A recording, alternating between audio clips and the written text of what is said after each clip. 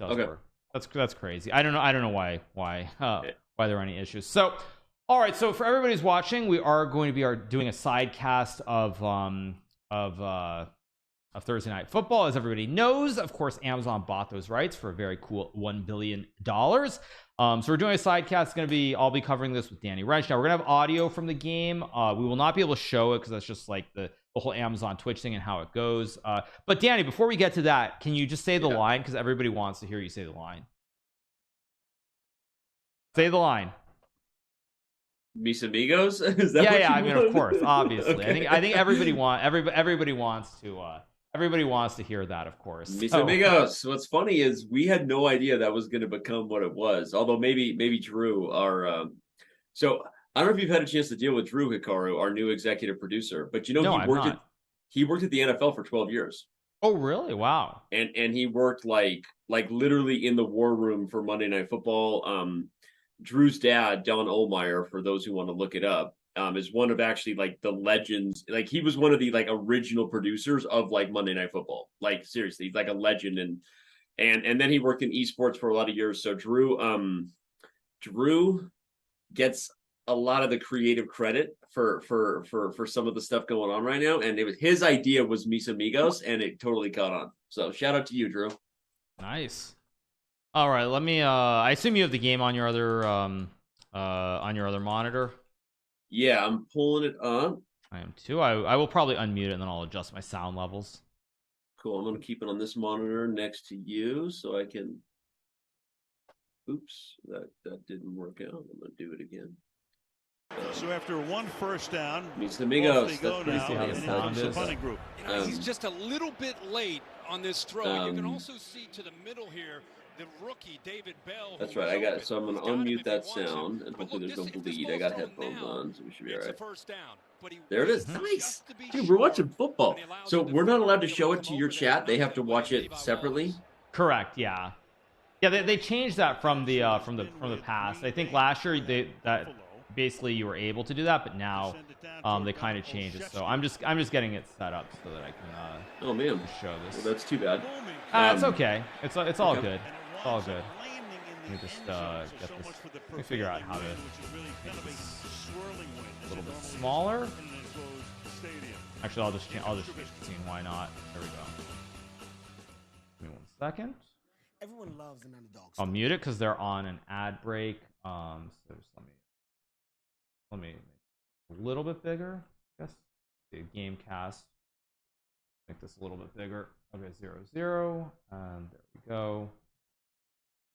I think this should be pretty good. I'll check with my mods in a second. Here, and let me just move everything over.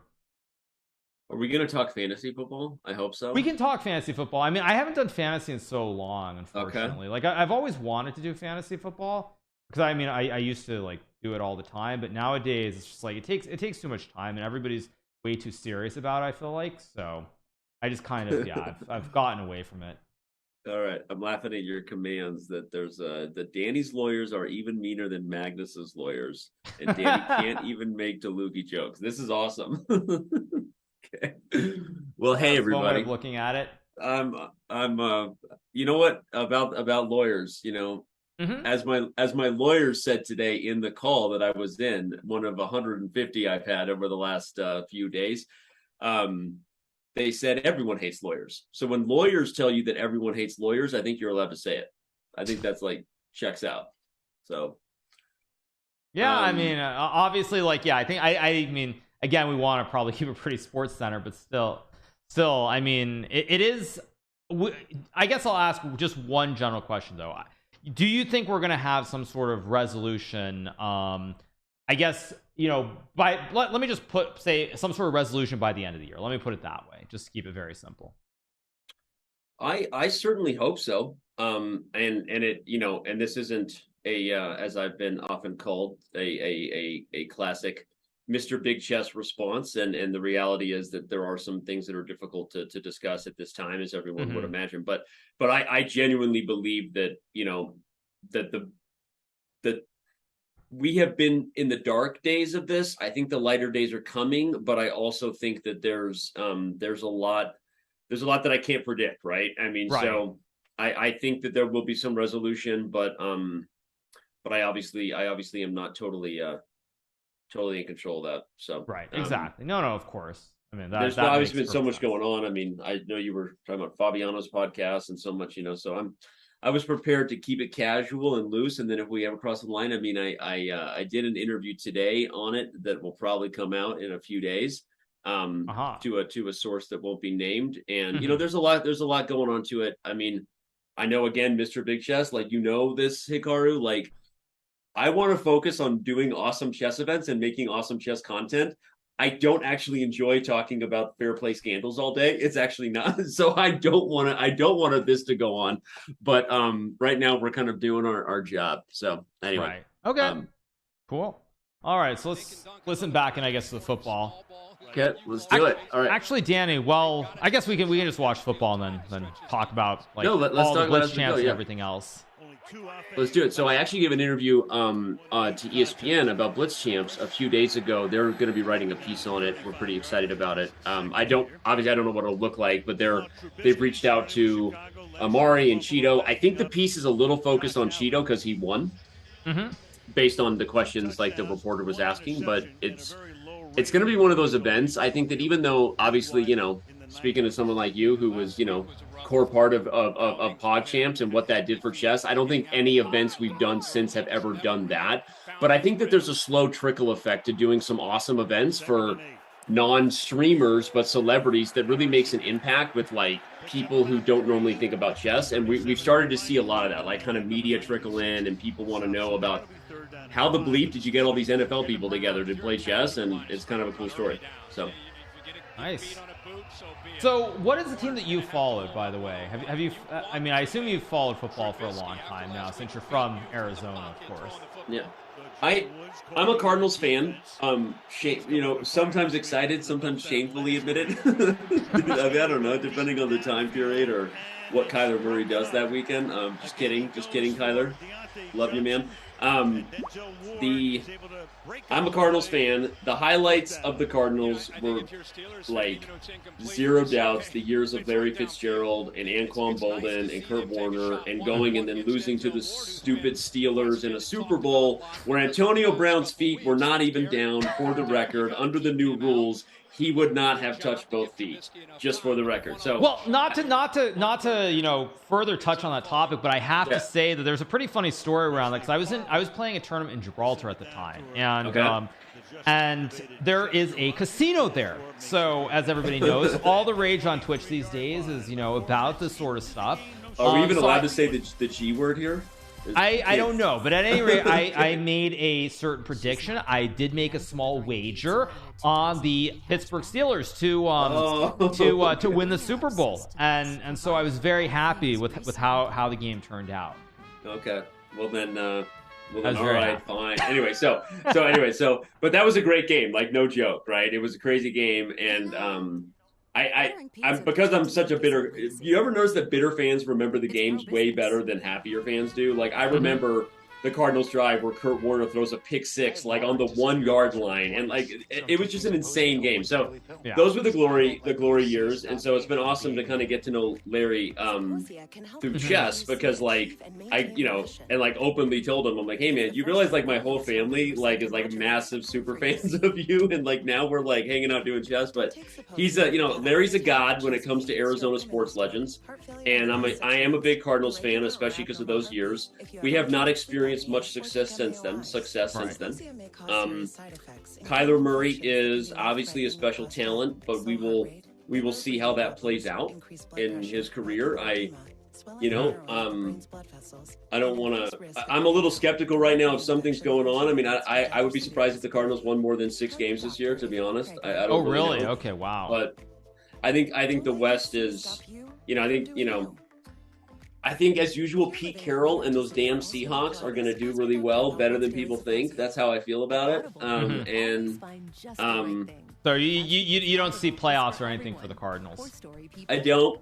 But are you a true fan or not? Are you one of those guys, like, even if you think they're going to win 6 games, are you going to watch every game, or is just like, okay, no playoffs, I'm just going to tune out? I will watch every game. I guess for chat, just to be fair to Danny, I mean, he is a father. I think you have what, 4 kids, so it is like you can't really be a super fan. Well, you hit the nail on the head in terms of why I was going to answer that I can, and the reason I can is because my boys will watch every game. Because they will watch every game, I will be able to watch every game. And Nash and Warner, my 2 oldest, are huge sports people. They both play fantasy football like with their uncles, my brothers, so they're like Nash frankly knows more about the NFL than like anybody I know. Like he just freaking knows everybody. I'm like, Nash, should I draft this guy? And he's like, no.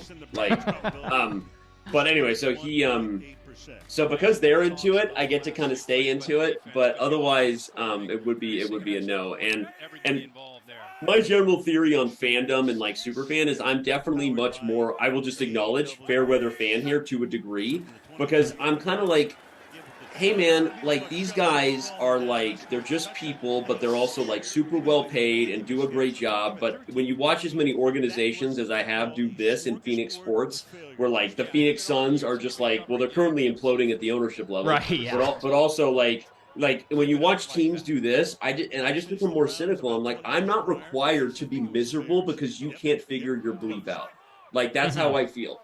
And I think that some, fans in Boston would like yell at me, or my wife is from Chicago as a Cubs fan, and I'm like, it's not my fault that you guys all decided you had to be miserable through 108 years of like depression. Like I'm not that person. So that's the truth. I mean, I generally I feel the same way, because obviously I grew up in New York, and I mean football, I guess like when I was growing up, it was like the late 90s, so football wasn't that big of a deal. I mean, obviously Giants were really good in like the late 80s, early 90s, but I feel like I grew up as like a Knicks fan, which I think most people are aware of. As soon as you say that, people just give you empathy. I grew up as a Knicks fan, and that's all you need to say. People go, I feel you, bro. Like they get it. Yeah, so it's like growing up as a Knicks fan, I mean, I just like, it's really hard to it's really hard when management messes it up to like just keep like following. But yeah, that's what it is. Yeah.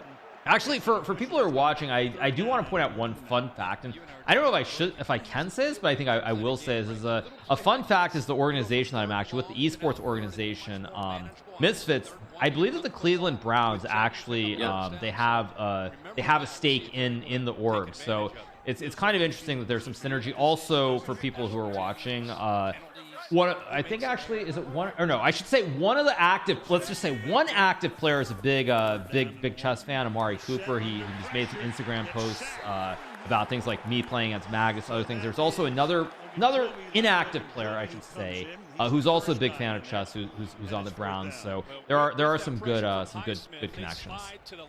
Yeah, no, this is a great game to watch. And when you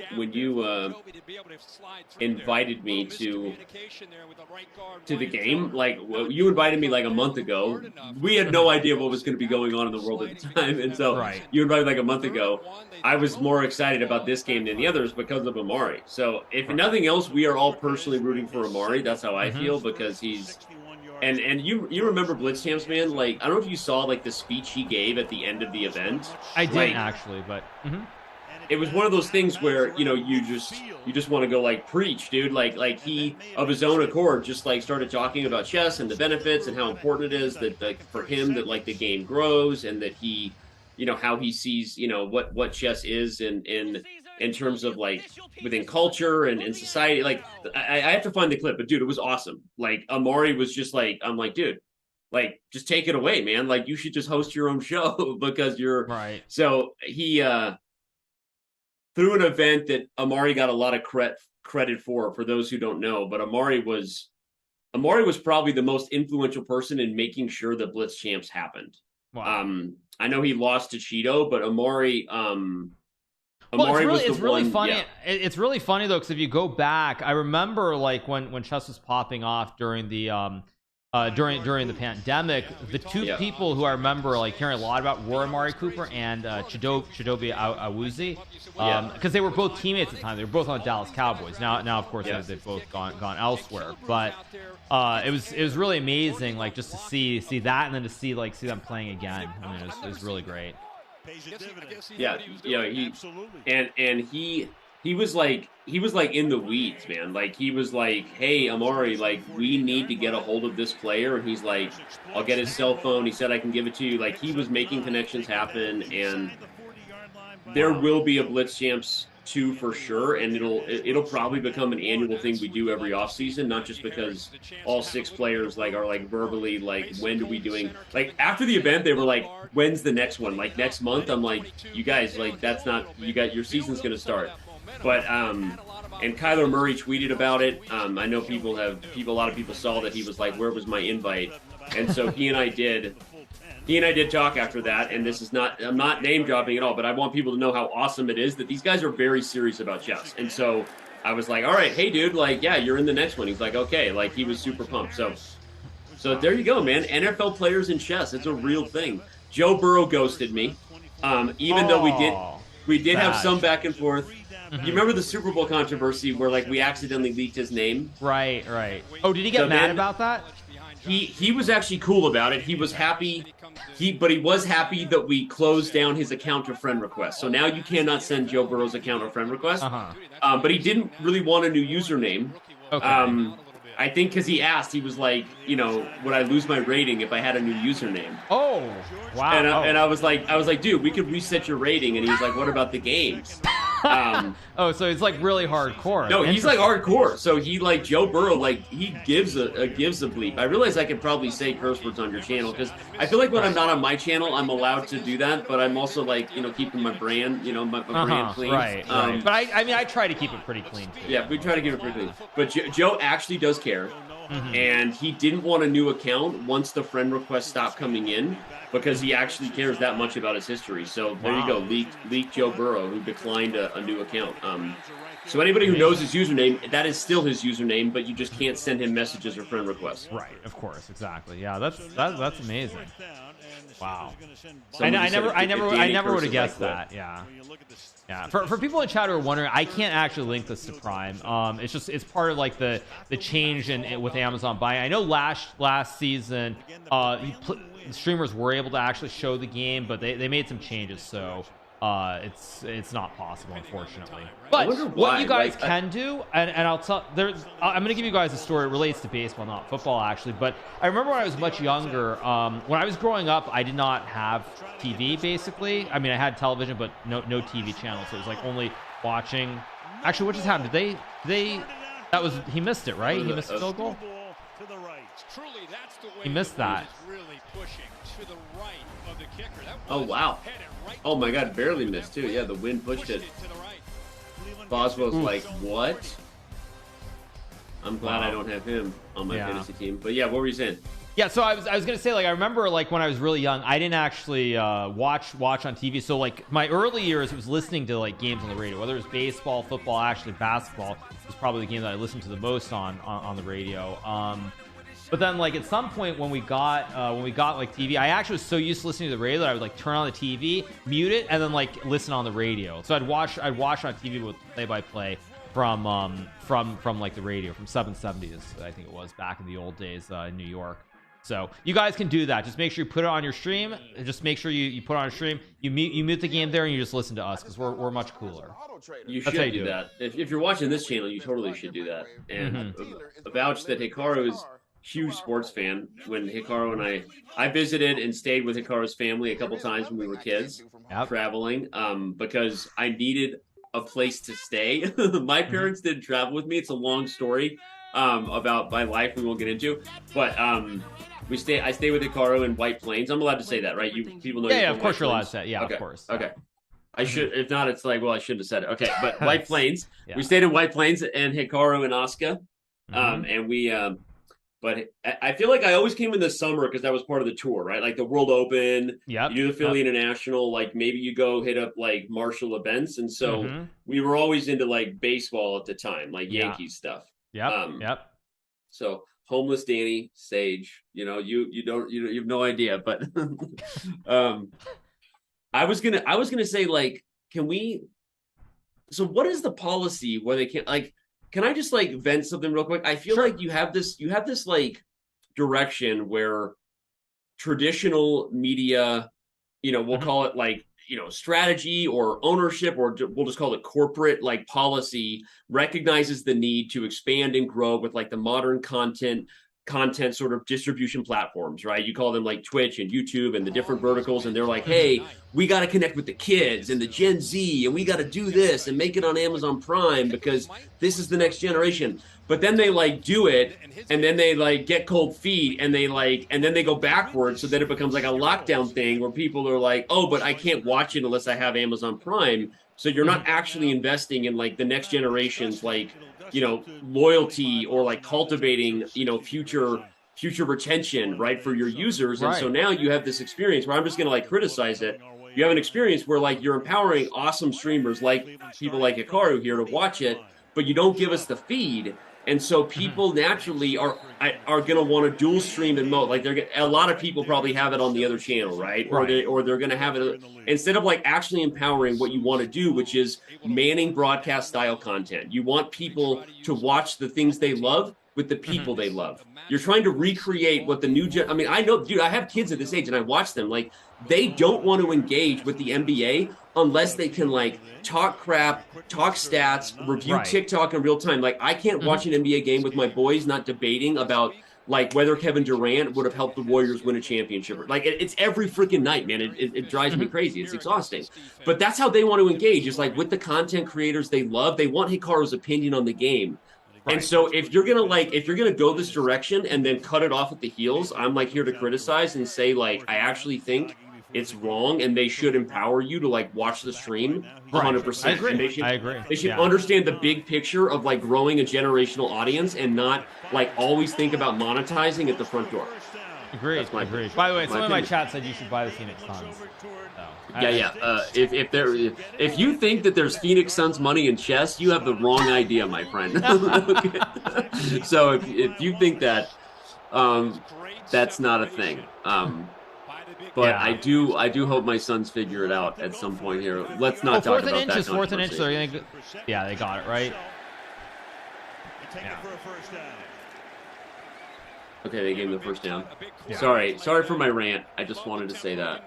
No. I mean, I think. I actually, it would be great if I could show it, but yeah, it's what it is, unfortunately. Well, no, I wasn't criticizing you. Obviously, I was criticizing. No, of course, obviously, I'm just saying, like, it would be great though if I could. That would be, No. I mean, oh, by the way, someone in chat, they also said you guys should.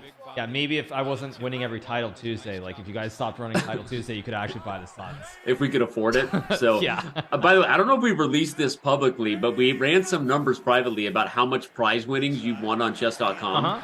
It's a pretty good number. I don't know if you know that, lifetime. I have no. Well, I mean, does this include the RCC or not? And we ran it like a couple months ago, so it actually probably doesn't. Okay, yeah. It's not the total, but it was a pretty good number, like lifetime. So, which was fun. Okay, what's the number? I don't care. What's the number? I don't care. No, I'm only not saying now because I forgot it. Let me go back, and I will leak it to you. I'll open Slack right now and try to find it. Hold on a second. Okay, sure. Okay. Let me go ask Simon. Let me go. Simon is like that guy who like somehow is always there and knows all, and he also drives you crazy. I love you, Simon, but like he's always there. So like, hold on, Simon, hold on.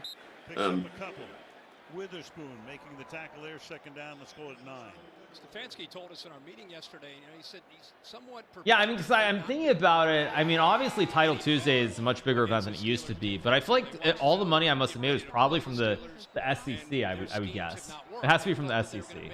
Yeah, I think the SEC, I think Title Tuesday, though, consistently, has been a... that's actually another funny thing is I think that we did I don't remember why we were doing it. It was somebody was running some data of like, hey, like what... touchdown. Amari Cooper. That was Amari? Yep. Dude, I missed it. Amari. That's our guy right there. Come on, chess community. That's our guy. Nice.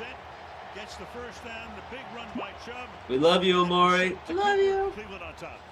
What a mismatch. Look at the cushion between Cooper, one of the best receivers, and a safety in Edmonds, one-on-one. He just has nice throw, too. Giving that kind of cushion, an easy slant move, And you can see Brissett anticipated that. Is Amari still Pro Bowl level? I think he is. He probably he is. Yeah, I think so. Yeah. Selected in the draft. Big hero Someone just said go Cougars on purpose. Nothing is automatic tonight.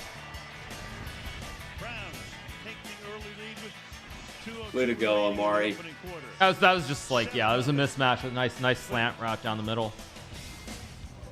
I bid pretty high for Amari in my fantasy league, but then got outbid and someone took him. Oh so man, that's unfortunate. Yeah, it's unfortunate, but it crossed the line where I could no longer bid with my heart. I love you, Amari, but like I couldn't do it anymore. So, but that tells you how badly he was wanted. That should make him feel good. Mm-hmm. So, yeah. Let me know if you get that number. By the way, I'm kind of curious. I am. Now. I asked Simon.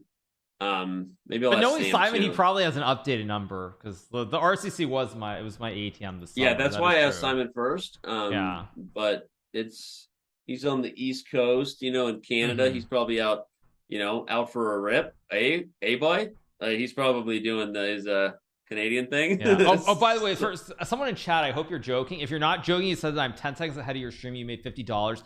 Don't gamble. It's bad for your health, my friend. Okay, relax. Yeah. King's gambling.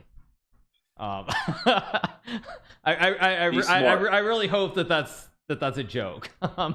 What do you think about all the? I mean, it's just like it's been crazy for Twitch this week, right? Plus, you combine it with like this massive movement for YouTube that like Ludwig is helping to lead. He tweets a picture of the purple car on fire, and every streamer. I mean, what are your thoughts on that? Yeah, I mean, I think it's been a crazy week. I mean, I feel like gambling in general, it's not something that I'm a huge fan of. Of course, there are degrees, to be fair. I mean, I think something like slots, it's very different than, for example, like blackjack, or I mean, I guess blackjack actually online would be the same thing because it's not, if you're in a casino, there are other things you can do to give yourself better odds. But at any rate, like online, I think it's probably the same thing as playing as playing slots. So I mean, it's definitely different than like poker, for example. And then of course there's a whole slicker thing with like the with sports betting, which is like a whole separate thing as well. So it's all been pretty crazy. I mean, I understand why Twitch banned it. I was a little bit surprised the route that it took to get there. Because like it went from this whole slicker thing related to sports betting, which to me is, I mean, completely different than slots, for example. I mean, they're just not the same thing, and sort of equating the two I thought was a little bit unusual. I mean, when I heard some of the big streamers talking about it, but at the end of the day, I mean, it's probably still a good thing. So we'll see where it goes from there. I mean, there are other things like the ad splits, or not ad splits, sorry, the revenue share is going down, which of course is also probably not good for most of us. So what I understand, there's been a ton of pressure from Amazon for Twitch to become profitable and to, which again, like none of us have insight into the books, or maybe we do. They're public, maybe we do. I don't even. I have no insight. But I think that they're definitely pushing the angle of monetizing content and getting a little more aggressive in that area. So it's. Yeah, I mean, I think certainly. I mean, the times are changing, obviously. I mean, with the way the economy is, a lot of companies with layoffs and things of this nature. I mean, I think certainly it's something you look at, and it's much different than it was 2 or 3 years ago, for sure. Is this true from chat that Slicker hit you up for money too? Yeah, luckily it didn't get to that point, because when he sent me the message, I was in St. Louis playing the Rapid and Blitz, and so I had to go to dinner, so I forgot about it, and then I never responded, and luckily it didn't go further than that. But I know he would have, because he literally said, I'm embarrassed to ask you for a favor, and luckily I didn't reply to that, because if I had, I mean, we know what would have happened. No one likes a message that starts with, "I'm embarrassed to ask you for," and then they ask you for the thing, and you go, you're like, "Don't ask me for the thing." I mean, it's tough. Actually, the reason that I was aware of Slicker, you guys, is because he played in PogChamps, the original first edition of it. So through that, I had spoken to him a couple of times. But it sounds like he pretty much hit up everybody for money, and it's really a shame. My camera got on focus. Sorry. Yeah, no, it's all good. It's all good. Yeah. Slicker did not hit up chess.com for money. Thanks for asking. But probably he lost our contact information. I mean, were you on in Discord, or was it not Discord? Were you? It wasn't Discord. Okay, good. I'm pretty sure he reached out to everybody he knew on Discord. That's where he reached out. So that's crazy, honestly. Yeah, it's what it is, unfortunately. But that's kind of how it goes, I guess you could say. Yep. So you grew up as a Cardinals fan. I actually you didn't play in the cadets ever, did you, in Tennessee in the 90s? Like before there was that's like the predecessor to the US Junior in a way. No, by it's the way, funny. did you see that catch that I don't know who number 14 is? The catch that was just made. No, I didn't. I'm watching That was now. ridiculous. Oh my gosh! What in the world? One hand Look at to that catch. And the point is like in his fingers, and he pulls it in. Wow! What a Nice. catch! Yeah, that's like a Odell Beckham type catch. Yeah, that's wild. Wow. Yeah, so I was asking because like the reason that I'm obviously wearing a Titans jersey. Rest in peace to Steve McNair, of course. But the reason I'm wearing a Titans jersey is because I think it was 1999, I played in the U.S. Cadets event, which was I think top American juniors under the age of I want to say it was like 15 or 16, something like that. I think it was 16. Yeah. So I played in that event, and like they gave some swag away, and I think one of the things was like a Titans cap, and like I think there was even like a Nashville Predators puck, because it might have been an expansion that year.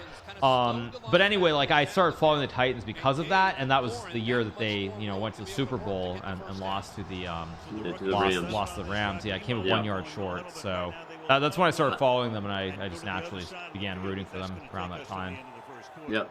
I think opposite story of the heartbreak there. I was rooting for the Titans without really any affiliation, but then they didn't win. Unlike you're rooting for the Steelers against my Cardinals, right. But they that was a great Super Bowl. No, so it's funny. I didn't play the cadets, even though I was invited. The timing of it didn't work out for me, my family. Like it wasn't a good one. I played the U.S. Junior a few times, but I never played the cadets.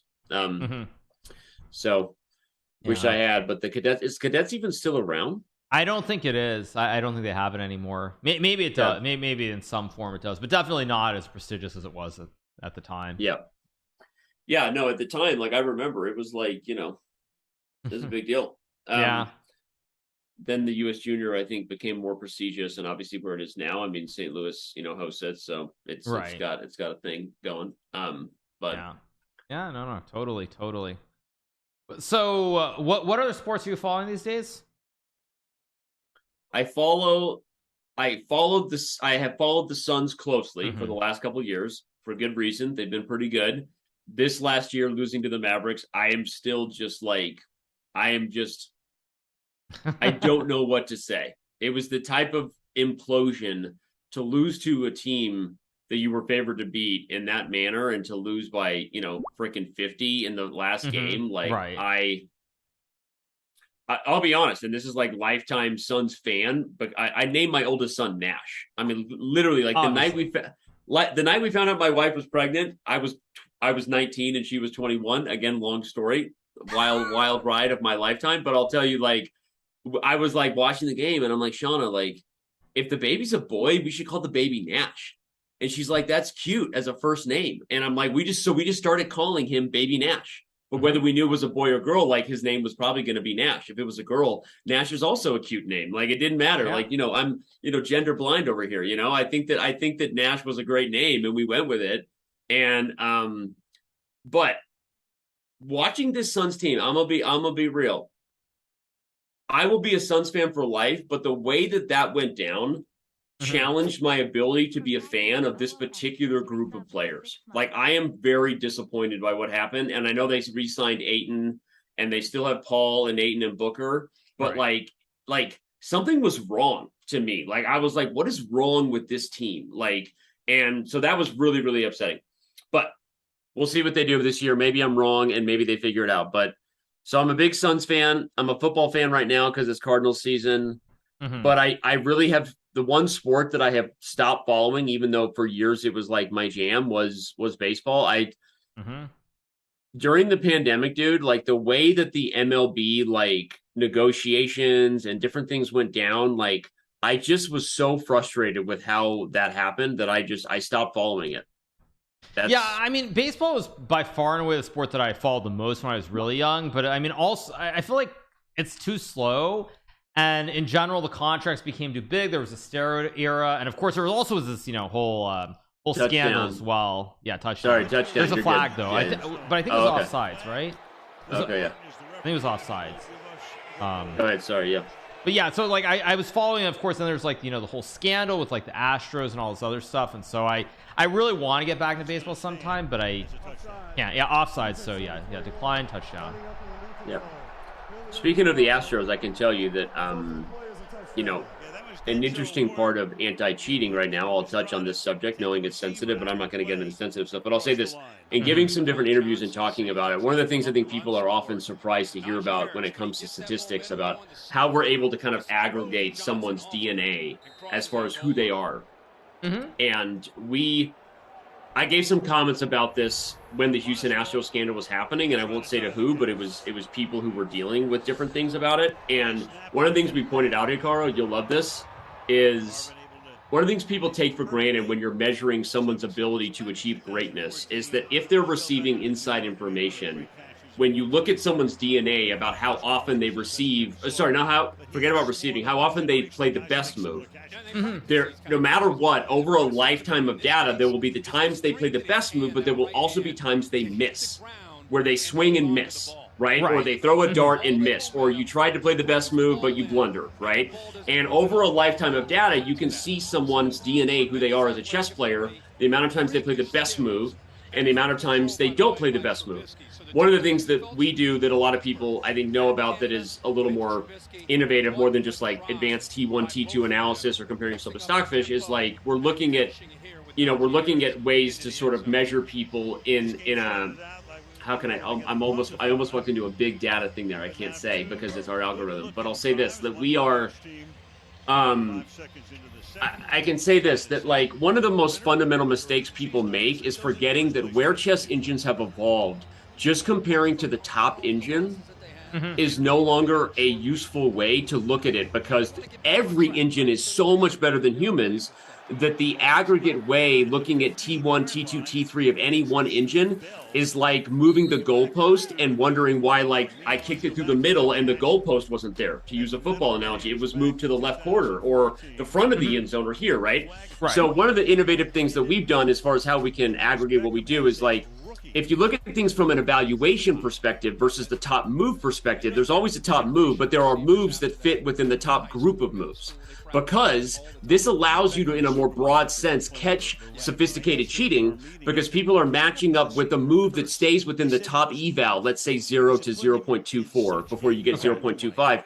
And you don't have to necessarily be playing the top move to be playing the best move. And then there's how many times people play so call it evaluation 1, E1 versus E2 versus E3. And within those brackets, there are multiple moves that could be E1, E2, E3. I'm actually sharing more than I should, but I don't care. I'm not going to stop because this is fascinating stuff and people love it. Okay. So the point is, you have a bucket, and when you look at someone's ability to play the best moves within a bucket, and we're already doing it better than just top moves, what you have is you can't play the best moves more often.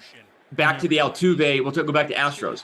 What was tipping about the Astros data and like the opinions that we gave on that statistically, Hikaru, is Amar just made a huge catch, by the way. Okay, awesome. I love it. Sorry. Yeah, so keep going. What was interesting is not just someone's ability to turn on a fastball and hit it over left field when they know a fastball is coming. Someone's ability to execute when they receive inside information at a more efficient level, i.e. receiving like a best chess move. On the one hand, is reflected by playing the best chess move.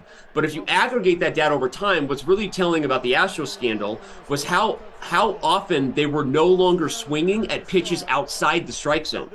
Meaning, when you have inside information, you're more likely to swing at balls you know what they are, and you're actually less likely to swing when you don't have the tip, which makes you less likely to swing when a ball is outside the strike zone. So statistically, over time, when you aggregate data, you can actually look at it and know that something that is wrong over here as the best move also makes something wrong over here as the worst move. What it means is they're also playing their worst moves less often. Does this make you get what I'm saying? Yeah, no, it makes a lot of sense. When you look at someone's DNA, that's one of the fascinating things about it, because I only brought it up because you mentioned the Astros, is that when someone is doing something wrong, it doesn't just reflect in their ability to do it right. It also, if you're doing statistics properly, reflects in how much they make less of, not necessarily blunders, because people want to see blunders, but they're no longer swinging within the strike zone, but missing at the same way they used to. And so that kind of tells you that something is wrong. Wow. That makes sense? Yeah, no, Yeah. it makes a lot of sense. I'm sure. I think for a lot of people in the chess world, certainly, it's going to. I mean, it shows that there's a lot more depth to what you guys are doing. I know, like, there's this important podcast with Fabiano that came out last night, and I just like, I don't really want to delve into that, but you know, Fabiano, he's not a stats guy, of course, but he seemed very strongly to imply that he just doesn't believe in any of the stuff that Ken Regan is doing with FIDE at all, and so, like, it's good to hear. It sounds like, I mean, again, I'm not a stats guy, I mean, and you're just relaying some information, but it sounds like it's much more advanced than simply something basic. So it's it is, and again, I don't want to, like, you know, it's I don't want to disparage what anyone else is doing at all, because everyone is doing everything for the right reason, and people are working hard at all in all those areas. But I will say that, like, you know, look, we've been doing this for a super long time, you know, because we faced this existential crisis that every chess engine is not just free, open source, downloadable on a slow connection, and going to beat every chess human in the world. We faced it on a business level, Hikaru, earlier than others did. So even if people started investing philanthropically or as, like, a science experiment, or, like, you know, to, like, study it, like, we faced it on a business level earlier than people knew, because, as you know, like, back in the day, I told you, like, we were dealing with Yahoo chess numbers, but with ICC expectations. And so, you know, we had to take a different approach to some of the stuff, and it wasn't necessarily in our interest to be publicly outspoken about what we were doing, who we hired, you know, the people that were meeting. I mean, they're way smarter than me. I'm you know what I mean? I'm the guy who wears the ugly dress with his ass hanging out and pretends that everything's okay, you know? So I mean, that's my job, right? That's the truth. People are going to clip and rip this show so hard. I'm going to say so many things. It's going to be so great. I'm sure we're already all over our chats. I'm sure like, totally. But the point is, like, I have learned a lot about this and educated myself over the 14 whatever years, you know, running this company with my work marriage. Almost married as long to Eric as I am to my wife, by the way. And so, you know, you learn a lot about it, but I obviously am a guy who talks about it and has talked about it in the right way in a lot of times. And obviously I've talked about some on the state of chess and different things, but the point is, like, yeah, like, we are good at it, and I don't want to pretend that we're not, and I don't want to pretend that we don't have, like, a ton of evidence. And one of the things that happens in your early years, Hikaru, you're nervous, and then every once in a while, like, you make the right closure, you get a confession from a GM who you were sure was going to deny, and you go, oh crap, we did it, right? And then that makes you more confident next time, and now you're getting lots of things, and you're like, oh, we're, you know, so you know, it helps you understand that, like, you're on the right track with what you're doing. No, by the way, that's good. Can I eat on this show? I'm going to put it right now. Obviously, yeah, of course. Thank you. I love you. Yeah, I'm starving. We were grinding with all kinds of stuff, and then I told you I was grilling, and then I came to the show, and so I grilled and then didn't eat. Nice. Yeah, you got to eat at some point. I mean, if I had known, like, people were saying I should have had wings. If I had known that, I would have gotten wings and beer, but I didn't realize that's what people wanted me to do, so that's fine. We inadvertently had burger night at my house, so I have a burger that I grilled and French fries, and Nice. Hazel is currently claimed that she's a vegetarian, which is great. Like, totally respect. Like, so we have all kinds of internal discussions in the house going on right now in regards to I'm just sharing. Wow. This is what's going on in my household. That's got to be pretty crazy, though. She's 10 and she challenges her brothers all the time on everything, and then never mind. Let's not talk about it, actually. Okay. Oh, it's gonna be some reverse. Oh, flea flicker. Oh, okay. Wow, that was a nice play. Yeah, I don't have a burger, you guys. I had some chicken. I just had some, like, marinated chicken with, like, onions and rice earlier, so I'm not eating at the moment. That sounds amazing, actually. It was good. It was good, yeah. Yeah. All right, we should probably be focused more on the chess than me and my opinions on cheating algorithms. We're losing viewers. Let's do something interesting. I'm just kidding. We're not losing viewers. Yeah. No. It's all good. I mean, it's a fun way to connect with connect with the audience. Not everything is about numbers at the end of the day, as I think a lot of people realize. I'm kidding. I mean, there are certain things like, and I think that's something that I learned. Ooh, nice throw. Nice throw to Amari. Yeah, I was gonna say, like, what's that? Yeah, it's one thing. Say you were saying something you've learned, not about the viewers. Yeah, I mean, I think it's also because, like, in the early days when I was streaming before kind of the whole pandemic and the whole boom happening, it's like I'm streaming to like 500 viewers maybe at best. Maybe it got up to 1,000 in some of those early streams, but which already is like a crazy number. But kind of you just learn how to stream, and so like for me, like half the time I don't even look at the numbers anymore. Like I don't do the I think this is the X, maybe it's not XQC, but I know some people they turn off the viewer number on their dashboard. They just don't even look, so it doesn't affect them in any way. But that's yeah. a great idea. That's a great idea. Yeah, I mean, I've done it from time to time. I don't really do it that frequently. It's not my jam for the most part. Is it almost like when we were playing chess and tournaments and people tell you like not to look at your opponent's rating? Right, exactly. Yeah, same thing. Yeah. I tried to do it, so I'm still at 1,500. Yeah. Mm-hmm. Let's make. I'm trying to think of some kind of wager we can make on like maybe the score and what we could do. If there's some possible wager. Like we could obviously bet on like an over under maybe. I'm sure actually there are probably lines somewhere on this, but maybe an over under and what would be a fun. I'll bet with you, but we're not allowed to look at the line. Either of us. We just got to go right now. No. I yeah, of course not. Instincts. But what's gonna be what does the loser have to give? That's really the big question. That is true. You got to tell me. I don't know. I mean, I'm trying to think of something. Yeah, Campbell, well, it's still legal. Good one.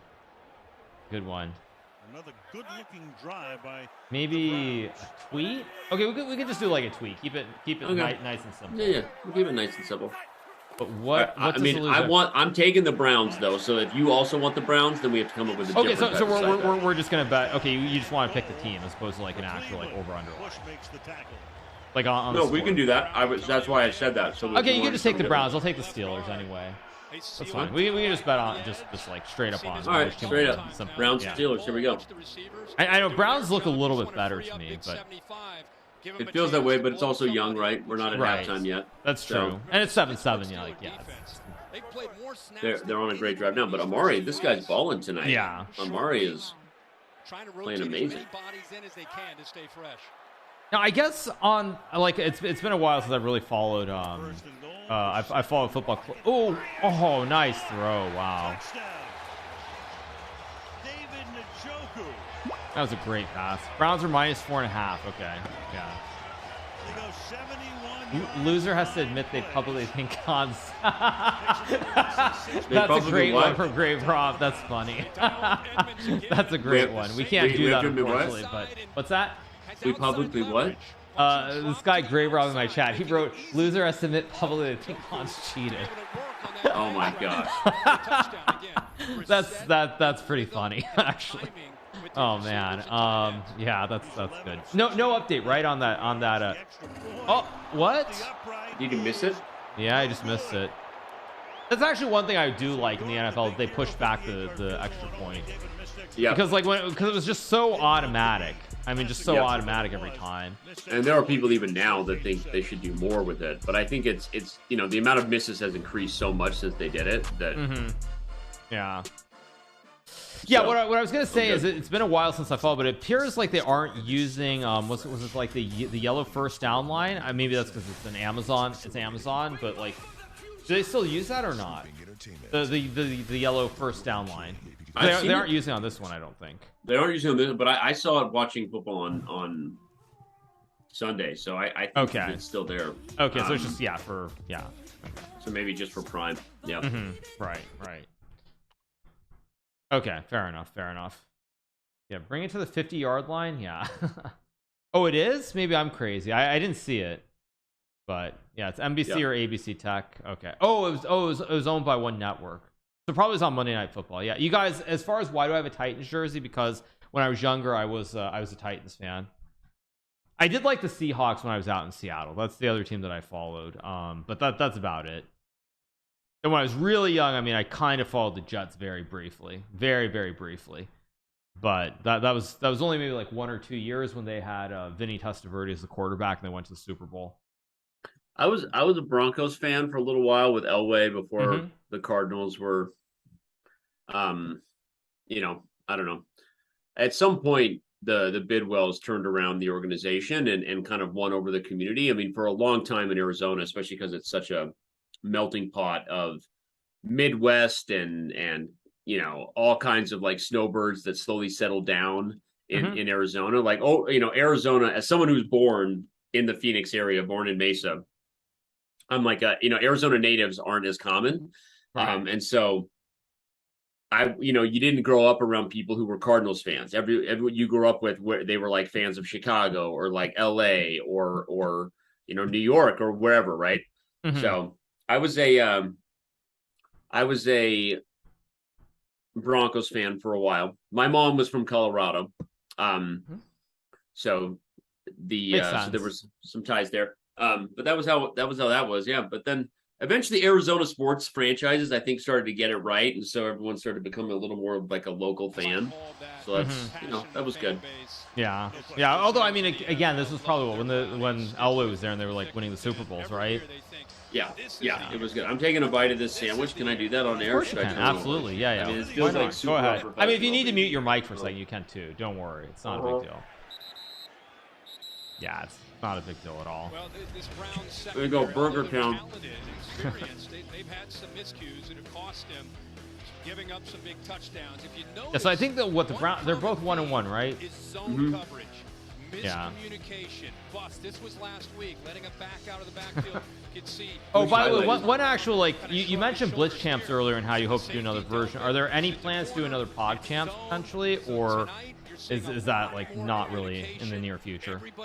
Well, we've been kind of, you know how it is. It's hard, right? Because we want to do it when everyone's into it and it feels like a genuine sort of, you know, the momentum was there. And I think that, you know, so we did that event with Ludd like last month, and that was fun, and I think he enjoyed it. We're hopeful that, you know, there's more opportunities in the future, but we kind of didn't want to. I'm the guy who like has the hardest time walking away from things that are going well, and I think my old instinct would have been to like continue to drive something forward until it was dead. But like PogChamps 4 didn't have the viewership we wanted, right? It wasn't where, and not even about that. It felt like a little bit like, you know, because after PogChamps 1 was like the best, like that was the OG original, and you know, you and Botez and Charlie and XQC broke the internet, right? With that clip. Yeah. PogChamps 2 was awesome because we didn't know how long the chess boom was going to be, so we did it. But it fell way short of PogChamps 1, right? Right, of course. And as you know, I mean, you know, and a lot of other people did. But the internal narrative at the time, you remember, man, we weren't planning on doing PogChamps for a long time, maybe a year. But then what happened? The Queen's Gambit happened in October, right? Yeah. And then we did it. We did it because everybody was hyped. And then PogChamps 3 happened in whatever that was, end of January, early February. Right. Mainly because, like, you know, when you have like Mr. B saying I want to play, and Rain was into it, and like it happened, or so I'm trying to tell people, remind people, the history was very organic. Like PogChamps was an organic, magical thing. And so then the main reason we did PogChamps 4, I'll just say now, I never said it, is because while PogChamps 3 was going, we had like 4 sponsors come on who wanted to do the next PogChamps. It was going that big, right? And so we kind of like committed ourselves to doing another one, even though we didn't know where it was going to go. And not to say that people didn't enjoy it, and PogChamps 4 was a ton of fun, but even that I would say was more like PogChamps 2, like in that it didn't quite hit home, right? And so that's kind of my rated R view of that. And I think we want to do special stuff. And so where we look at internally is, look, the whole chess world has changed.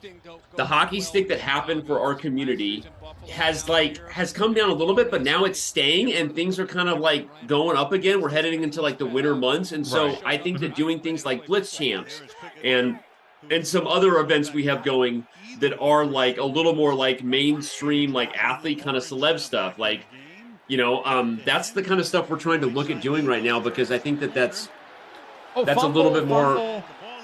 Oh, sorry, I missed it. No, they recovered it though. There was a fumble and a nice run. And then maybe long term, like maybe long term, like we'll see. And at some point, if it's like, hey, if everyone wants to come together for an awesome streamer chess tournament, whether it's called PogChamps or not, like we want to support it, but we also don't want to do things that don't feel genuine to the community. So no, that makes a lot of sense, because yeah, it felt to me like it's probably just like too quick. But again, we were riding the wave, obviously. So that does make sense. But Blitz, so you said there's going to be another Blitz Champs. Is there anything else that like is specifically planned in that vein, or you can finish your bite? Take your time. Don't choke like Ali Ekin. Yeah. Oh man, rest in peace. Yes, there are different things. There are different things like that in the works, and we ended up hitting seasons getting started for the NHL. We were talking with them about some stuff, and there's a lot of NHL players that are on chess.com every day. Wow, okay. The NBA event we were going to do, like, because we have Gordon and Daryl who are like obsessed with chess, and there's a lot of other guys in the NBA who I won't out as aggressively because their usernames aren't as public. I mean, Gordon and Daryl, everyone kind of knows. They play every day, and so there's a lot of players. I mean, a lot of people know like Klay Thompson, Super into Chess. I mean, he's been on stuff with Magnus. So like we were pushing something in the spring, and it ended up not going far enough to the point where the playoffs started, and then we kind of pulled back, right? And so, but I think like we're going to keep doing that stuff, and I think I will say this: in the future of chess.com and what we're doing, there will likely be an off-season event for every major sporting league. Wow. There will be an off-season event for the NBA, the NFL, and the NHL for sure. And the MLB is a little bit earlier on, that I won't say that. We hope so, because there's, I mean, some people know like there's some big baseball players that are into chess, and do you are any of those names public or not? A lot of people know Joey Votto is really into chess. Okay. So I'll say that because he's kind of, I won't say who, but he takes chess lessons regularly with someone, and so he's the F1 guys are super into it. Yeah, Creamsicle, and there's also like tons of like Premier League guys. So like we're kind of like having fun, just like appreciating, like suddenly being reminded of how big and diverse chess is. And so, but we want to do fun events because people love. It's kind of like what we're doing here. We're literally here because people want to watch Hikaru stream while he shoots the breeze and watches football. I think people like the idea of watching people they love do things that they do, even if they're not as good at it as like a grandmaster, right? And so we're not going to stop looking for fun things to do with that. Touchdown, by the way. This is a good game. Darn your Steelers. It's not that I hate the Steelers. It's just that I hate the Steelers. That's all. It's not that I hate them. I just hate them. That's all. Okay. It's not a big deal. Well, it's just because of the Super Bowl, right? Yeah. That's all. Yeah, but I mean, come on, they were so great back in the day. Oh, that's before both of us were alive, obviously. Oh, actually, wait, he's just down before. He's just down, right before the ball crossed the line. The left knee or not? The right knee obviously hits. Watch that left knee. I think that it grazes it. Yeah, it's close. It grazes it. I don't think they're going to. I mean, isn't the knee because? But you can't tell from that angle. Is the knee touching yet? Maybe it is. Oh, yeah, very close. Probably it's a touchdown. I think it's actually a touchdown. You can't. Nothing looks conclusive to me. Yeah, to overturn. Yeah, if it's not conclusive, then yeah, it's just going to be a touchdown. It's really tight. They rule touchdown on the Battle of the Daniels. Actually, is it auto on any scoring play or not? Because I know like it's been a while since I've looked into read the rule book, but if it has to be challenged, right? Unless it's inside the final 2 minutes still, or is it automatic on any scoring play? I think it's any scoring play. Any scoring play? Oh, okay, it's automatic on any scoring play. Yeah, I think you're right. Yeah. Because like I mean, I remember when they first introduced it, I think it was only inside 2 minutes that it was automatic. I think, but yeah. Extra point to give them the lead. Oh, it's all scoring plays and turnovers. Turnovers too. Interesting. Like fumbles. That's interesting. Oh, they review turnovers. I didn't know that. Okay, turnovers too. Got it. Yeah. No, that's very surprising. I would think on fumbles that's kind of odd to make it. But yeah. Chat. I did see that comment earlier about a death match between Magnus and Hikaru, like the good old days. So I'll just say that everyone wants to see Hikaru and Magnus throwing down, and the future world of chess. Who knows what's ahead. We'll just say that. Who knows what's ahead? Exactly. Yeah. But speculate away. Although I'll already say, like, we are reaching out to players for the SEC. Hikaru, the reigning champ, will be back, and Magnus, by all indications, will also be playing.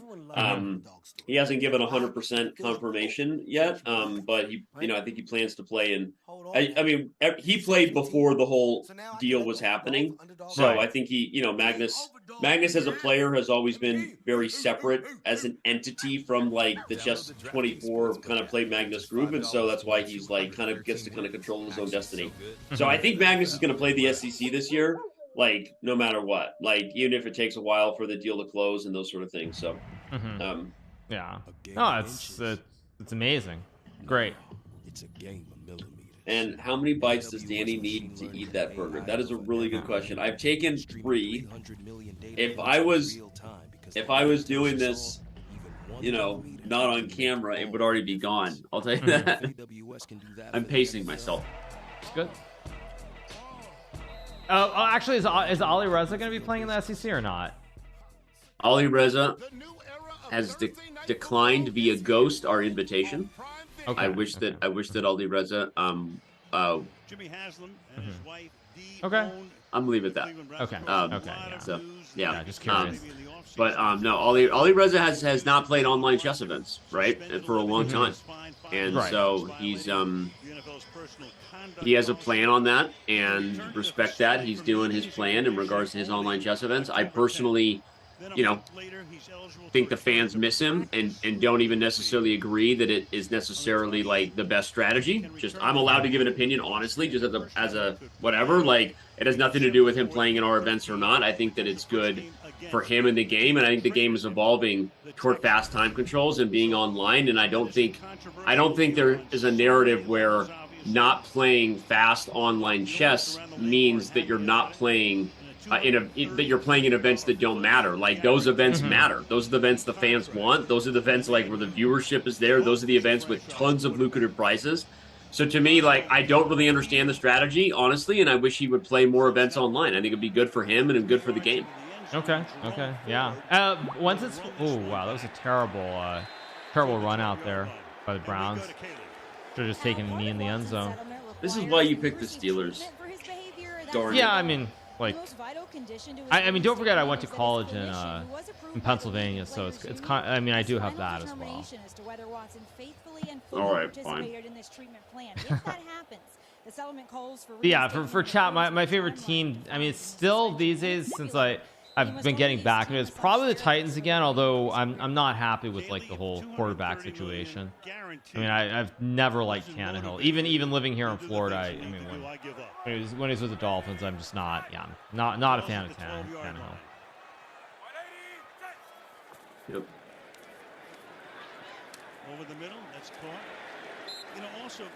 And yes, by the way, Danny, your official title is Chief Chess Officer, right? CCO. Made up title. I know. Okay. Well, I just mean that's what it is. Yeah, it is. Yeah, CCO.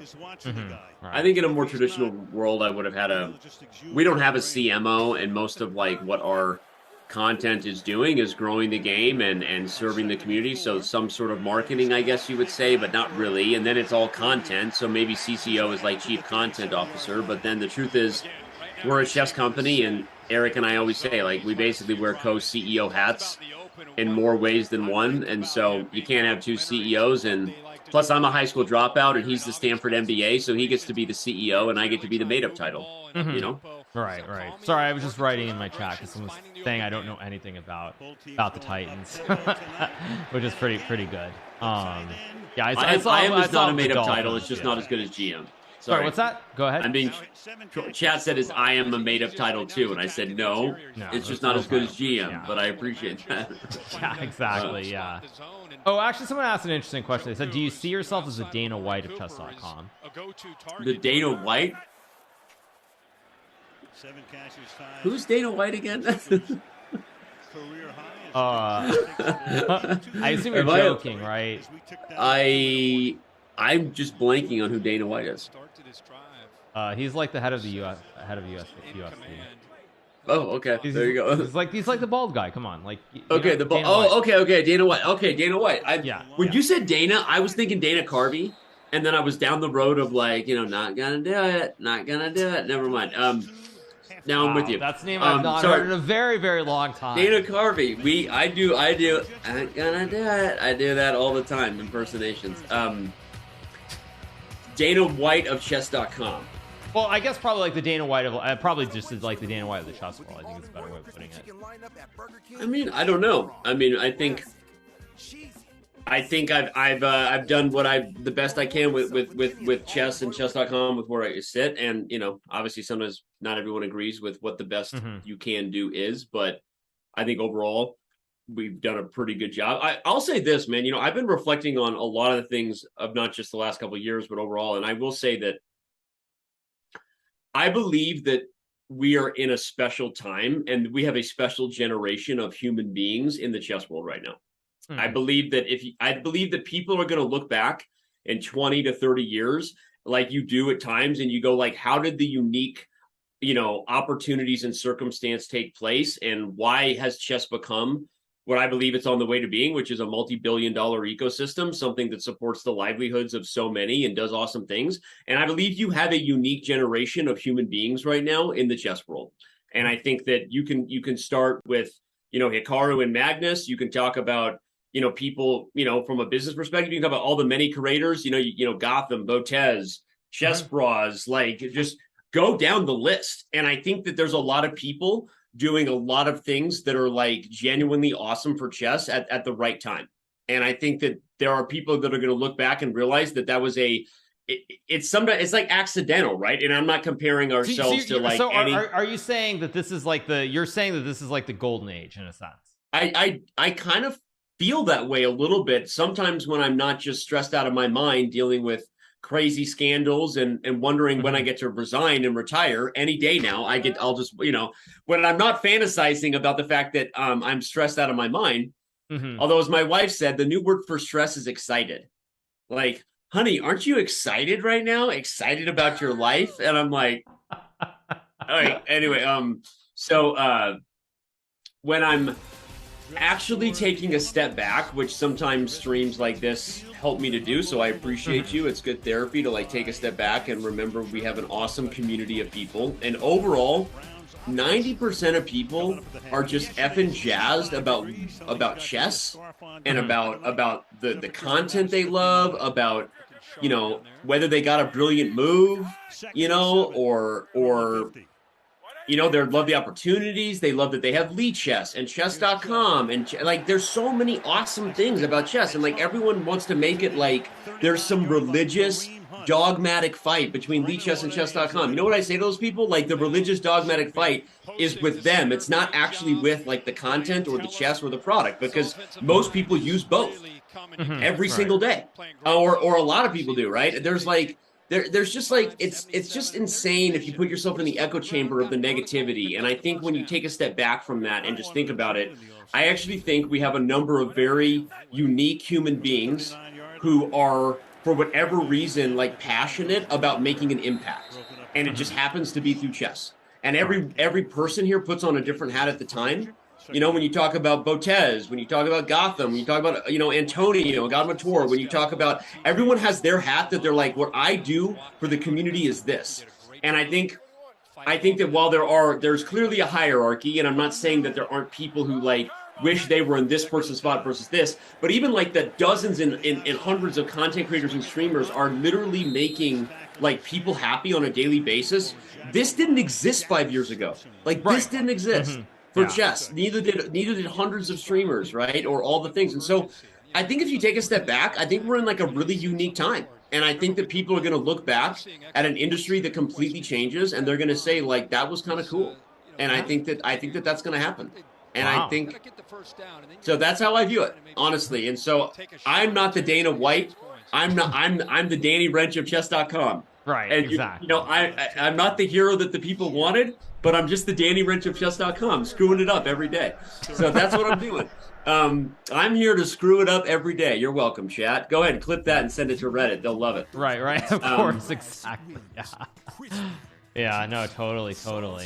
It's what, 14, 13, 50 seconds left, right? So yeah, then we got halftime. Actually, did you? I don't know if you're following. Did you see the Seahawks game against the Broncos? It was the one where I think. That was the game that had me going like, "Damn, Pete Carroll, he's gonna freaking win the NFC West again." That guy, I hate that guy. Like, that's I thought it was a very strange decision to bring on a kicker for a 64-yard field goal. I thought it was very, very strange. Even if you have the best kicker in the league, it seemed like an odd choice. 15 of 20, 75%. Sorry, I'm not about a comment in chat. I'm not going to read it, but there we go. Yeah. Not a mark. Good protection. Oh, wow, nice Come on, pass. Browns. What is that? Let's go. No, but it's fourth down, right? So what are they? Where are they at? I wasn't looking at what the yard line is. Yeah, no, they're not gonna. There's nothing to it. They're fourth and they're probably gonna run it all the way down, and I couldn't tell where they're at though, but probably they're kicking a field goal. And talk about this. Yeah, there's no. Or no, they time out. Interesting. So what? It's like they're at the 32-yard line, roughly. 30, actually 30, 31. That's not like impossible. It's not. Yeah, they're like 31, 32. So it's like 49, 50-ish. Yeah, so I mean, the probably wind you was should bad kick it. I earlier, would but guess. Actually, I don't. Why'd they take a timeout there? Like, I don't like. So now it's 4th down and 2 to keep the offense out. Oh, I don't know. I would have run a play there or just run it down. I probably would have like made the decision there. 49 yards, like 80% these days. Yeah. So all right, let's go Browns. 34 seconds. Interesting. He may be a placeholder, but not in his. No, I think are they? I guess yeah, they're gonna try and snap it. What, 5 wide? Yeah, they're. Hunt comes into the slot. Okay, now do they have any more timeouts left? Oh, did he got it? Wow, great pass. Cooper makes the catch. Amari. Well, that was a boy. What an effort Amari Cooper to get around Kareem Hunt. Timeout. Okay, so one more timeout. That was a great throw. That was slants over the middle, right? Yeah. Did you ever play Madden or not? For a hot minute with my kids when they were super into it. Okay. Because like there was a period when I played a lot, so like I don't know what the offense is here, but like I memorized a lot of those plays in the West Coast offense at the time.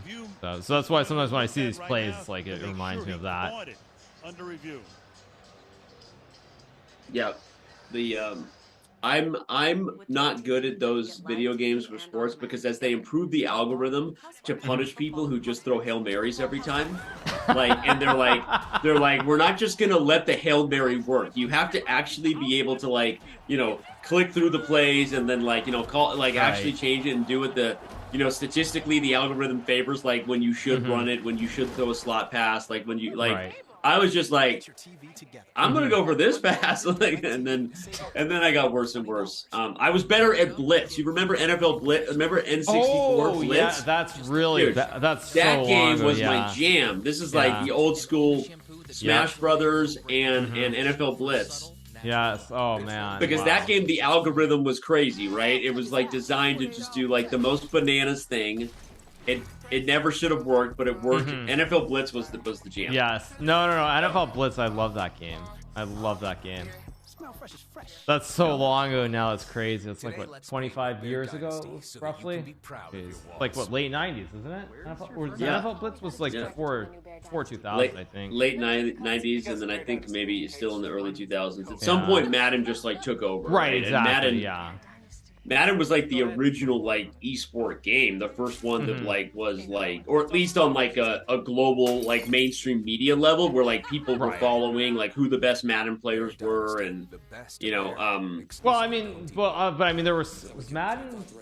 I mean, I feel like there were other games that sort of like were the original esports, like I think StarCraft was the main one, right? But yeah, oh yeah, okay, yeah, you're right, totally. And I think but still, yeah, but like if you get outside, yeah, like outside of some of those things, like if you're talking about like the sports, I don't even know what you call the genre. I guess what I'll say is like something about Madden, because the first time I ever saw mainstream media cover an online esports video game event was covering like the Madden cycle, where they brought it to I remember ESPN doing a documentary on like the top 2 Madden players, and they came and they played off, and like at that time I was like a kid watching it, and obviously of course like StarCraft was really original, but I mean the best players in StarCraft, other than co-founder of chess.com, Jay, shout out to you, right, who was one of the first ever world champions for StarCraft.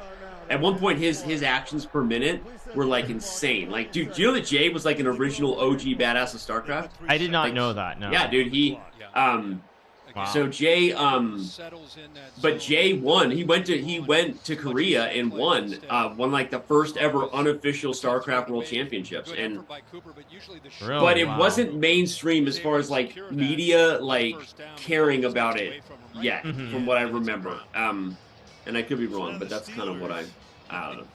Yeah, no, I was just trying to see if I could find an article on it, but yeah, wow, crazy. I had no idea about that actually. Yeah, but you're right. I mean, you're right. I feel like in the early 2000s, I remember there was a lot of coverage on things like Madden. Empty the backfield on first down. Classical chess sucks. I love you too. What just happened? So wait, did they not get the first down? 8 out of 9. Oh my gosh, guys, come on. I've got a tweet writing on this game. What was that? It must be like pass interference on the defense. Oh, it was incomplete. Oh, it hit the ground. Okay. The fourth and 2 was okay. Hit the ground. Oh, so they overturned it. Yeah. Got it. Yeah. Now the Steelers are gonna go and drive down the field. Classic. So illegal use of the hands, right? I think that's what it was.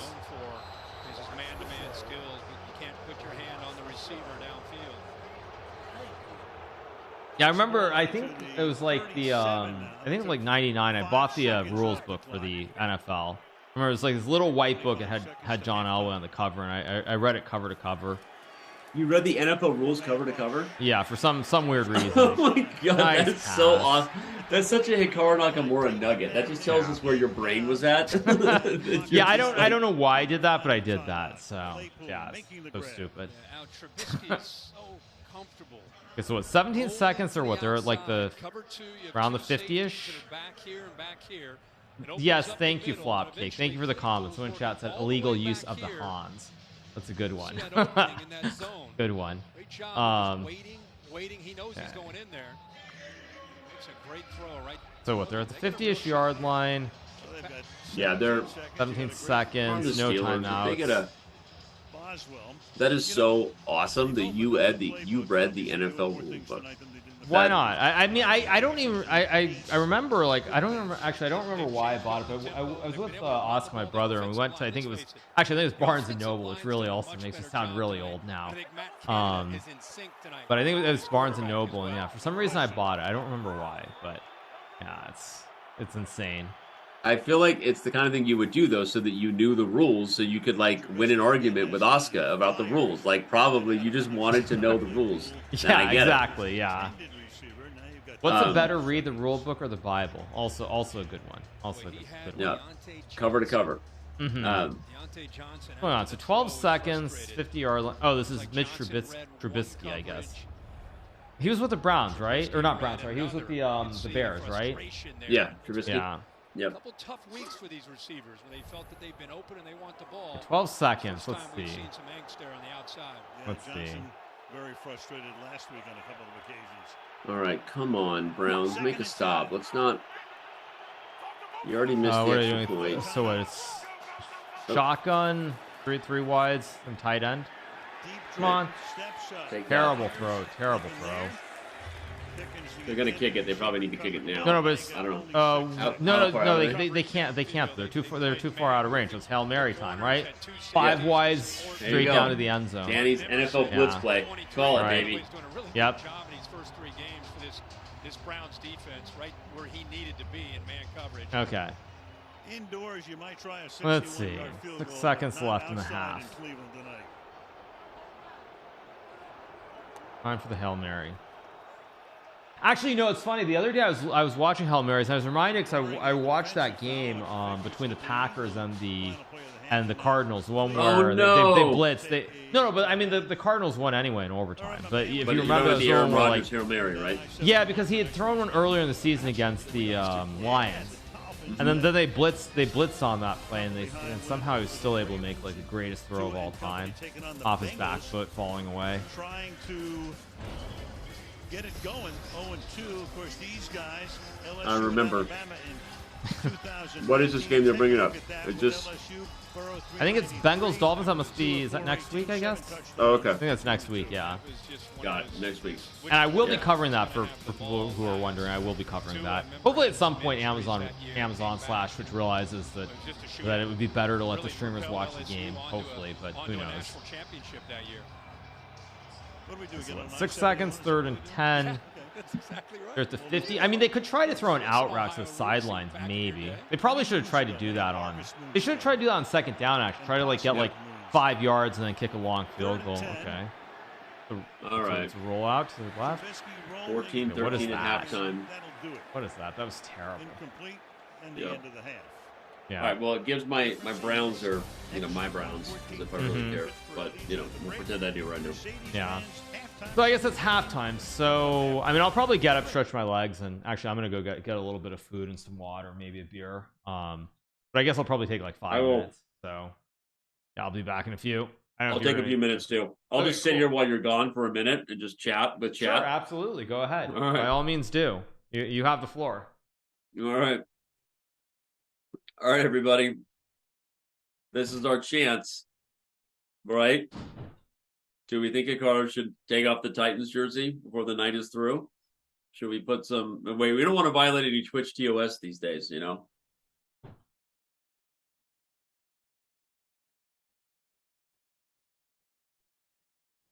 Mis amigos.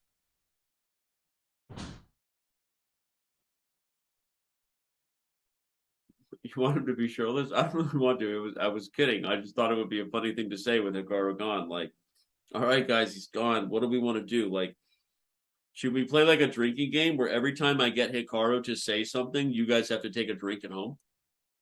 What do you think? How's that sound? Okay.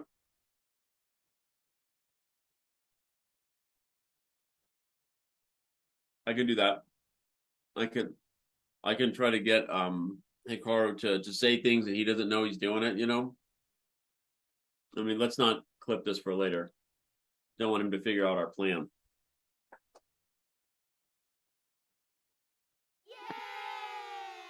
Whoa!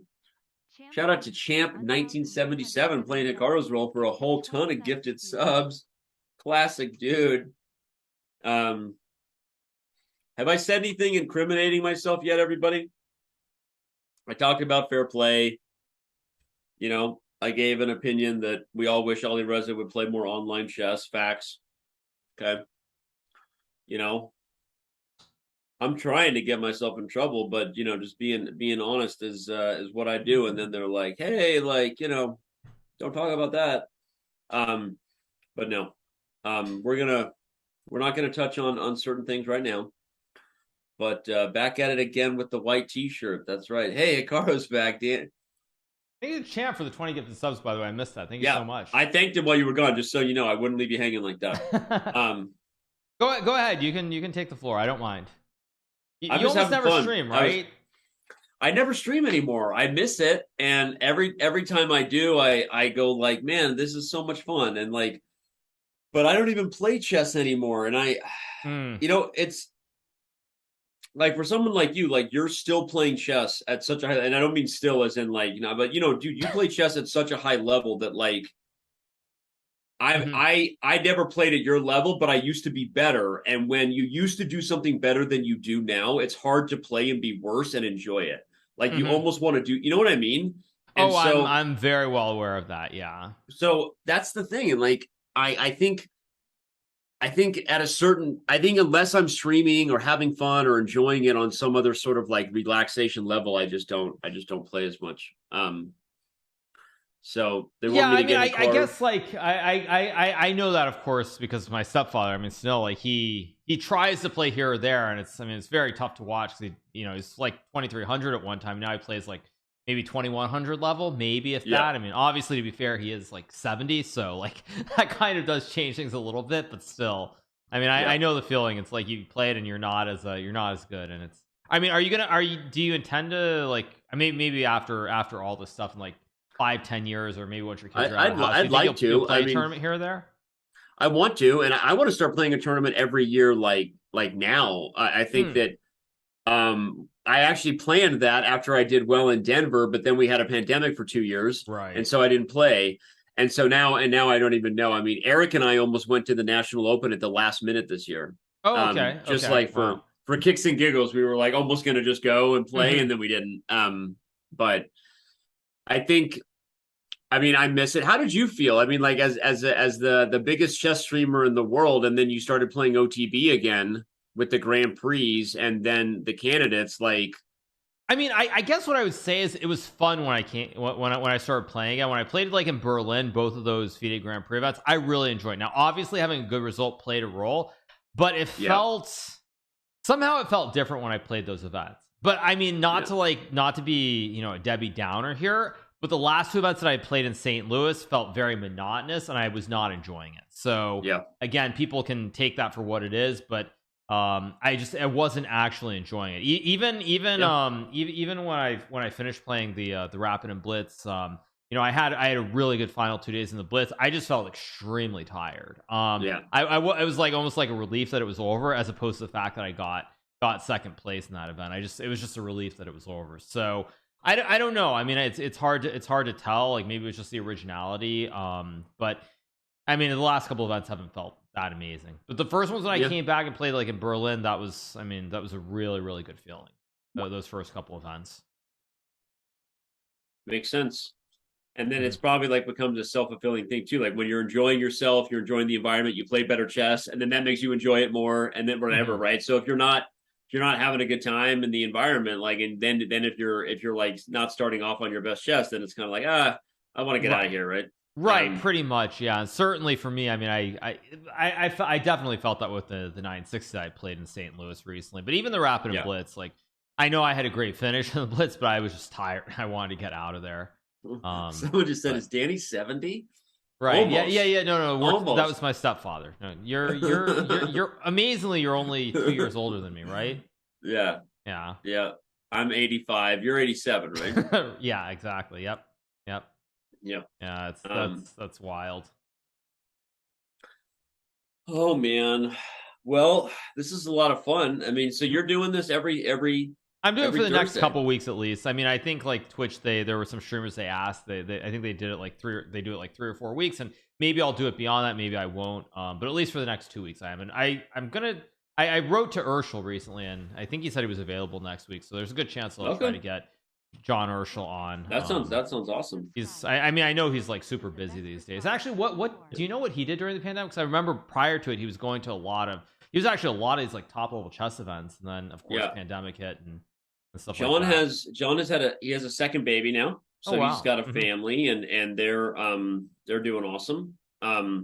He also was finishing up, but John is a math man, and he's awesome, at it, and so he's just like, I know he was wrapping up his thesis and kind of like, now he's settling in for what his career is going to look like, and they also moved during the pandemic, and kind of were just kind of getting their situation set up. So wow.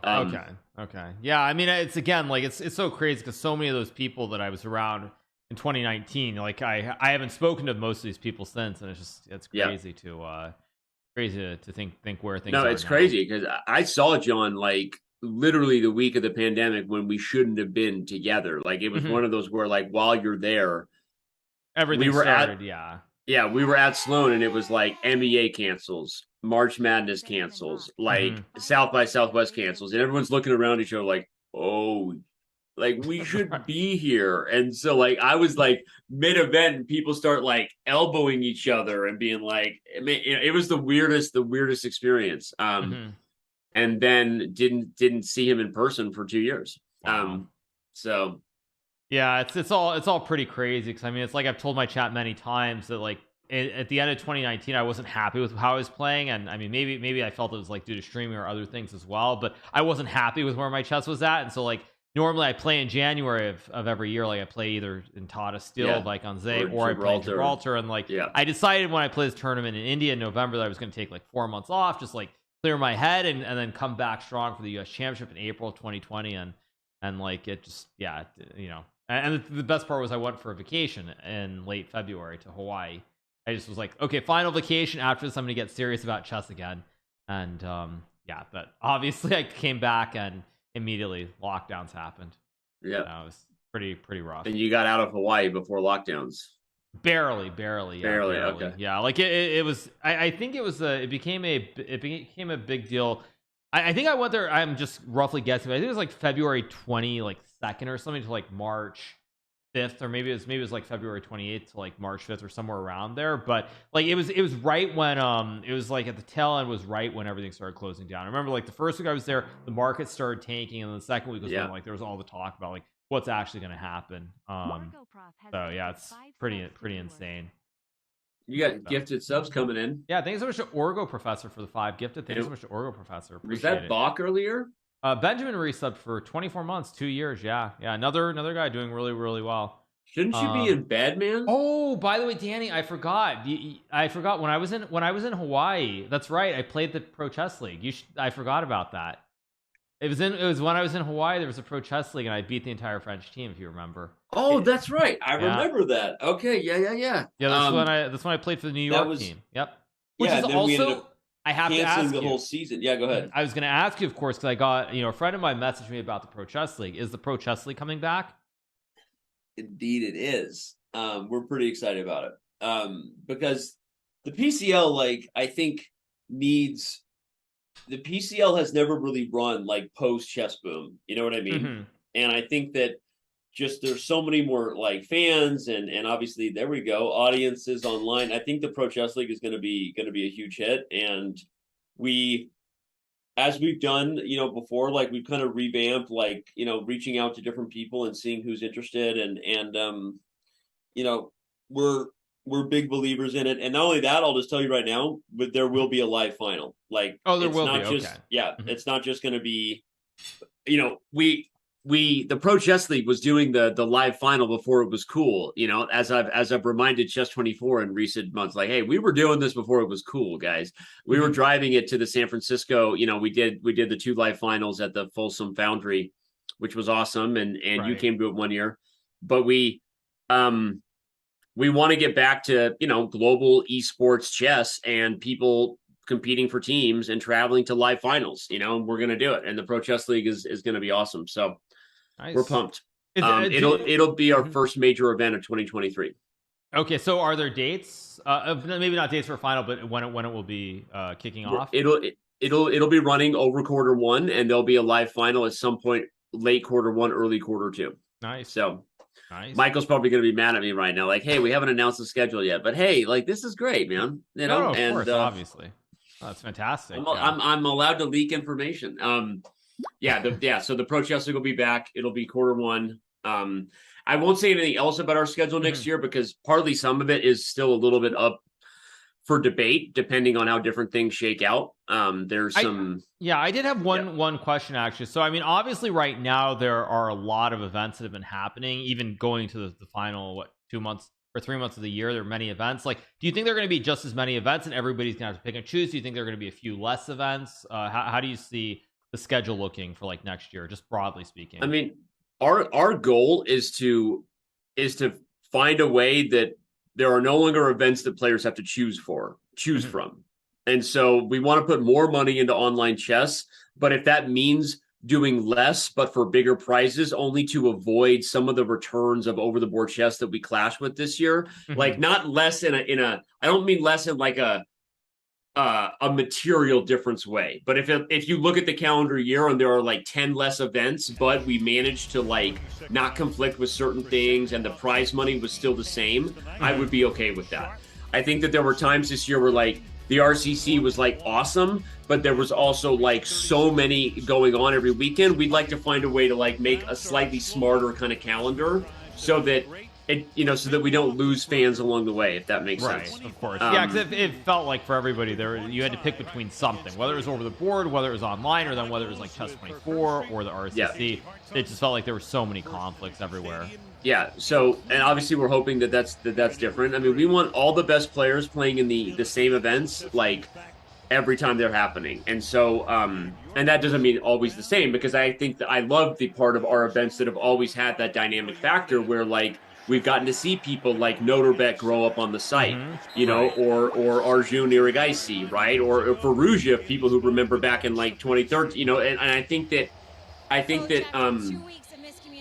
I mean, in talking about, different event strategies and different things, like, I don't want to go down a world that ever loses the idea that any Saturday could be one GM Saturday to make the final 8 for like an RCC style event, even if we know that probably every Saturday 5 to 6 of the names will be familiar faces who are the monsters, and fans love that. But I think that the democracy angle is something I like about the events we do. And I like that there's and so even as we invest in, like, let's say the world comes like to this awesome place where you've got Magnus and Hikaru and all the best players playing in the same events, and the fans are just jazzed out of their mind about what that is, and we have some sort of championship cycle, I still don't want to go down a road where we're just seeding the best players into a weekend event, or like I think you have to have some sort of qualification every time, because I think that's what people want. Right. So no, it's gonna be exciting. I gotta say, this is the kind of football coverage I was looking for. Glad I'm keeping the game on mute. I mean, we're trying to cover a bit of everything, you guys. If I was doing this on my own, I'd probably be doing some kind of play-by-play, but it's just we're trying to keep it pretty chill right now. If I'm ruining the vibe, let's talk football, man. No, it's all good. I think actually they were saying that it's a good thing. They'd rather hear us talk about all these different topics rather than specifically the games. We already gave you clippable things to take to Reddit. Right. Apparently, I made LSF too, oddly enough. So that's something. Let's do it. Just start dissecting things and do it. All right, I'm gonna go get some water. Sure, absolutely. Refill my lemon water. I will be back. Is that okay? I know I should have done during halftime, but absolutely, no worries. It's fine. I can talk to my chat. All right, you guys. So the score is currently 14-13. This has been pretty. It feels like there have been moments like the second quarter was pretty hopping, but it's been pretty slow. Let's see. Okay. I gotta be honest, like I'm not a big fan of Trubisky. The way he held the ball way too long. It must have been like 6 seconds. Like, I'll just do some football talk for a little bit. You can't see anything. Yeah, I mean, I wish I could show the game, but like I said, Twitch said you can't show the game. And I assume that's also partially connected due to the fact that they probably want max viewers on the official Prime Video channel.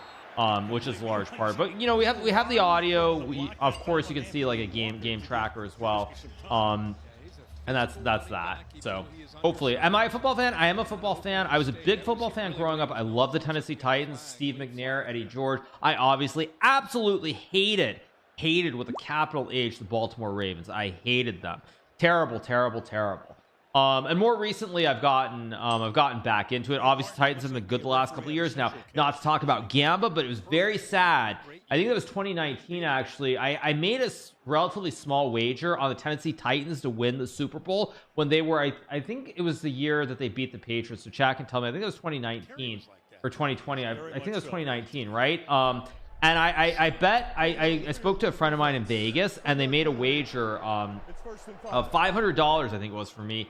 And the Titans were at the time, I think they were like, were they 8-7 or something like that? And they barely made the playoffs, but I bet before they were even guaranteed to make the playoffs, I bet $500 on them to win the Super Bowl, and I bet $500 to win. I think it was like, was it 25,000 or 50,000? Like, I got massive odds, and then they made the playoffs. Then they of course beat the Patriots, and then they beat the Ravens too, right? And the Ravens that year were really good also. I think it was Lamar Jackson, if I have the quarterback's name right. And so they were in the AFC Championship game, but unfortunately they lost to the Chiefs, and that was very sad. Very, very sad. So yeah, that's I remember that. I remember that quite well. It's a faking American sport. No, football's amazing. But yeah, so I've gotten into it more and more when I was really young. I mean, like in 96, 97, 98. I mean, I followed the Jets a little bit at the time. Of course, you know, they went to the AFC Championship game, and they unfortunately lost. But yeah, okay. So it was, what's that? 2nd and 1, short run, 13 minutes. Yeah, if you guys have football questions, go ahead and ask me a football question. Am I still a Titans fan? Yeah, I mean, actually, you know, it's funny. You're talking about Malik Willis. I've never been a big fan of Tannehill, and for whatever reason, it's weird. But on my Twitter, when the preseason games were going on, like I kept getting these notifications of like these clips of Malik Willis when he's making these amazing runs or throws in the preseason, and so I am aware, and I think they totally should. Like I don't remember. Was it 2020? Was that the year that they stuck with Tannehill when they could have pursued Brady? I mean, maybe I have the years wrong there, but like whatever the year was that they decided to commit to Tannehill, I thought that was a huge mistake. I did not like that decision at all. So I don't know. I always felt like Tannehill is great if he was great if like the running game was working. So if Derrick Henry is running and it's working, it's great. But I never felt like Tannehill's the guy where he can throw it like 50 times a game and just be a gunslinger. I never felt that he could do that. So again, like that's my general take. To be fair, Tannehill beat Tom Brady plus. No, I get that, but I mean they won the game because of the defense. They won because Vrabel was able to really, I mean, I figure it out's wrong, but the Titans defense was amazing and Brady could do nothing. They didn't win that game because of Tannehill. They won that game because the defense basically stuffed Brady completely. That was the reason they won. So yeah, I'm not a big fan. I think they probably should move on to Malik Willis. I mean, I again, if Derrick Henry's rolling, I think Tannehill's great at quarterback. But honestly, I think anybody could be a good quarterback if you have Derrick Henry running it. So it just depends. So I may have stopped for more French fries. Hey, it's all good. It's all good. All day. Come on. That Trubisky looks like Kurt Warner to me. Jeez. I mean the bad Kurt Warner days when he was with the Giants. I think he was with the Giants at the end, right? Or do I have my timeline wrong? It's crazy because he went to the Giants and then he went. And to then he got good. Okay, so yeah, so it's in between. Yeah, so like, like I remember when he was with the Giants, he would literally hold the ball for like, I mean, I think he was holding the ball on average like 6 seconds, and it's just like, I mean, Trubisky these last couple of plays, he's had tons of time, and it reminds me a lot. It reminds me a lot of Kurt Warner was with the Giants. What a weird career he had, you know. Kurt Warner. Oh, amazing. I mean, yeah, it's like. Oh, look at that. Nice. Oh, wow. Oh, nice. Wow. No. Stop him. There he goes. Oh, but there's a flag down. There's probably like a block in the back or a hold. This probably is coming back. I'm betting it's like a block in the back. Blocking in the back. Number 76. Offense. 10-yard penalty. Uh-oh. Someone's down. Yeah, that has to be. I mean, I guess it could also, yeah, it's a hold or a block in the back, if I had to guess.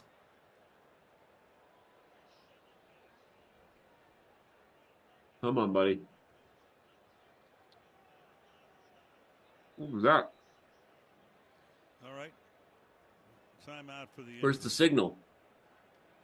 Oh, we're going to commercial. Well, that was fun. Okay, that was weird. Manning, Breeze, or Rodgers? I can tell you, my son Nash thinks that Breeze is like the best quarterback ever. Just loves Drew Brees. And really interesting. I'm like, rings, bro, rings. Okay. I mean, he was always great in the regular season, but I mean, I don't know. I mean, it's hard for me too because like I would say in terms like pure talent being the best, I honestly would say Aaron Rodgers. But at the same time, the problem for Aaron Rodgers is that the guy never took a pay cut. Like that's the one thing. Like I obviously hate Tom Brady. I mean I've said it many times on my stream. But like Tom Brady took pay cuts. Now again, maybe that's because he has a significant other who makes more money than he does. That probably helps a little bit. He's doing okay. Tom Brady. Well, okay, is but we'll doing see if that's still true by the end of the season. But at any rate, I mean, I feel like Brady took pay cuts, and the problem is like Rodgers never took pay cuts, so like they never were able, it felt like, to put the team around him. And I don't know where that fits in terms of like being a GOAT or not, but I feel like some part of that does matter. Yeah, I agree. I mean, Rodgers, I think like Rodgers for as great as he was too, I felt like both times like contracts, like I feel like there was always this thought that he was unhappy in Green Bay despite the success, which I don't know if that narrative like ever got away. Like I feel like every year we hear about Rodgers and like some sort of fallout with the, you know, whatever, the staff or the players or something. Yeah. So, yeah. I mean, yeah, I at the end of the day, I mean, so wait, it was Breeze, Rodgers. Who was the third one? Manning. Oh, wait. Oh, Peyton, right? Yeah. Okay. Yeah. I've had a lot of arguments with people I know in New York about Eli and his career. And I mean, not in recent times, he's been retired a while now, but I've had a lot of arguments with people I know in New York about Eli and whether he belongs in the Hall of Fame. But that's a topic for another day. I mean, I would take Rodgers, I think. But again, like it depends if the contracts and like taking a pay cut and having the team, you know, how much does that matter? Like, just it depends. I agree. Well, I think it makes a difference to the team for some reason. I don't know, maybe not, but could be coincidence, and it could just be that, you know, some of the cultural stuff in Green Bay wasn't really Rodgers' fault, but it always felt like there was something associated with Rodgers and like things not being cohesive in Green Bay. No, I agree. Yeah, I mean, like in the last couple of years for sure. And why don't I like Brady? I don't like him. It's just that simple, you guys. And yes, now I see, of course, since I had to bring up Eli, now the typical New Yorkers in chat are like, Eli's better than Brady. He beat him twice. Like, as I said, I've had this conversation a few too many times. I mean, I've had this conversation, unfortunately. Seriously, guys. Seriously. We're not. Yeah. Eli Manning is not as good as Tom Brady. Like, end of discussion, even if you don't like Tom Brady. Right. Yeah. No, of course. But, yeah. Hikaru football GM. Well, you guys, when I played Madden, I'll tell you what I did. So I would not have been good if I was in any kind of management capacity, because the way that I would do is like once you finish the season in Madden, at least like the versions like the late 2000s, once you go into the off season, what I would do is I would just make sure that like all the concessions, everything else, I would just jack it to the max. So it's like it's obviously set in the middle, and then you just make sure like it's like hot dogs or whatever. Instead of being like $10, you just jack it all the way to the right to like $30. So you just jack everything as far as you can to the right with the bar. And it's like, and then yeah, like I would have been terrible. Because I know people who played Madden. That's what, like, you go into the off season mode where you do drafting and everything else. But the one thing I would always do is, like, I remember when you go into the off season, like I never would look really closely. Of course, it's all computer generated, but I would always look at like the 40. What's the 40? Is it the 40-yard dash? And to see what the times were when I would like do the drafts, like for whether it's quarterback or wide receivers, cornerbacks. I'd always look at like the 40 time one. It was like 4 point. There were always like players that had a 4.3, and I would always look try at to draft their Wonder League test scores. You know, right, exactly. The quarterbacks. Well, I mean, that's not actually part of it, is it? I mean, I know that was an issue with like Vince Young. No, but I mean, isn't that like actually a thing though? I like, who was it? Was it Vince Young, only him, or someone else? Where like I feel like they said the Wonderlic actually like it affected where they got drafted. I mean, maybe Chad can tell me. I know Vince Young was one of them, but I think there was another one too. I think Vince Young was definitely one, but you're right. There was another high profile one. Yeah. But there are examples of, you know, people that, you know, crushed the Wonderlic and were total busts. Right. So, right. Yeah. You know, no one wants to call out Ryan Leaf unnecessarily, but true. Yeah, that was a big mistake. Yeah, I'm not still eating the burger. These are French fries. This play calling is so bad, by the way. There are all these like rollouts by the Steelers. I hate this game. The game calling by the offensive coordinator. It's like, I feel that way with the Cardinals. I often feel just like frustrated with what's going on with Kingsbury, and it's weird. Haven't figured it out yet. I want to just be like, this is the future, and you've got Cliff Kingsbury and Kyler Murray, but something's not right yet. Yeah.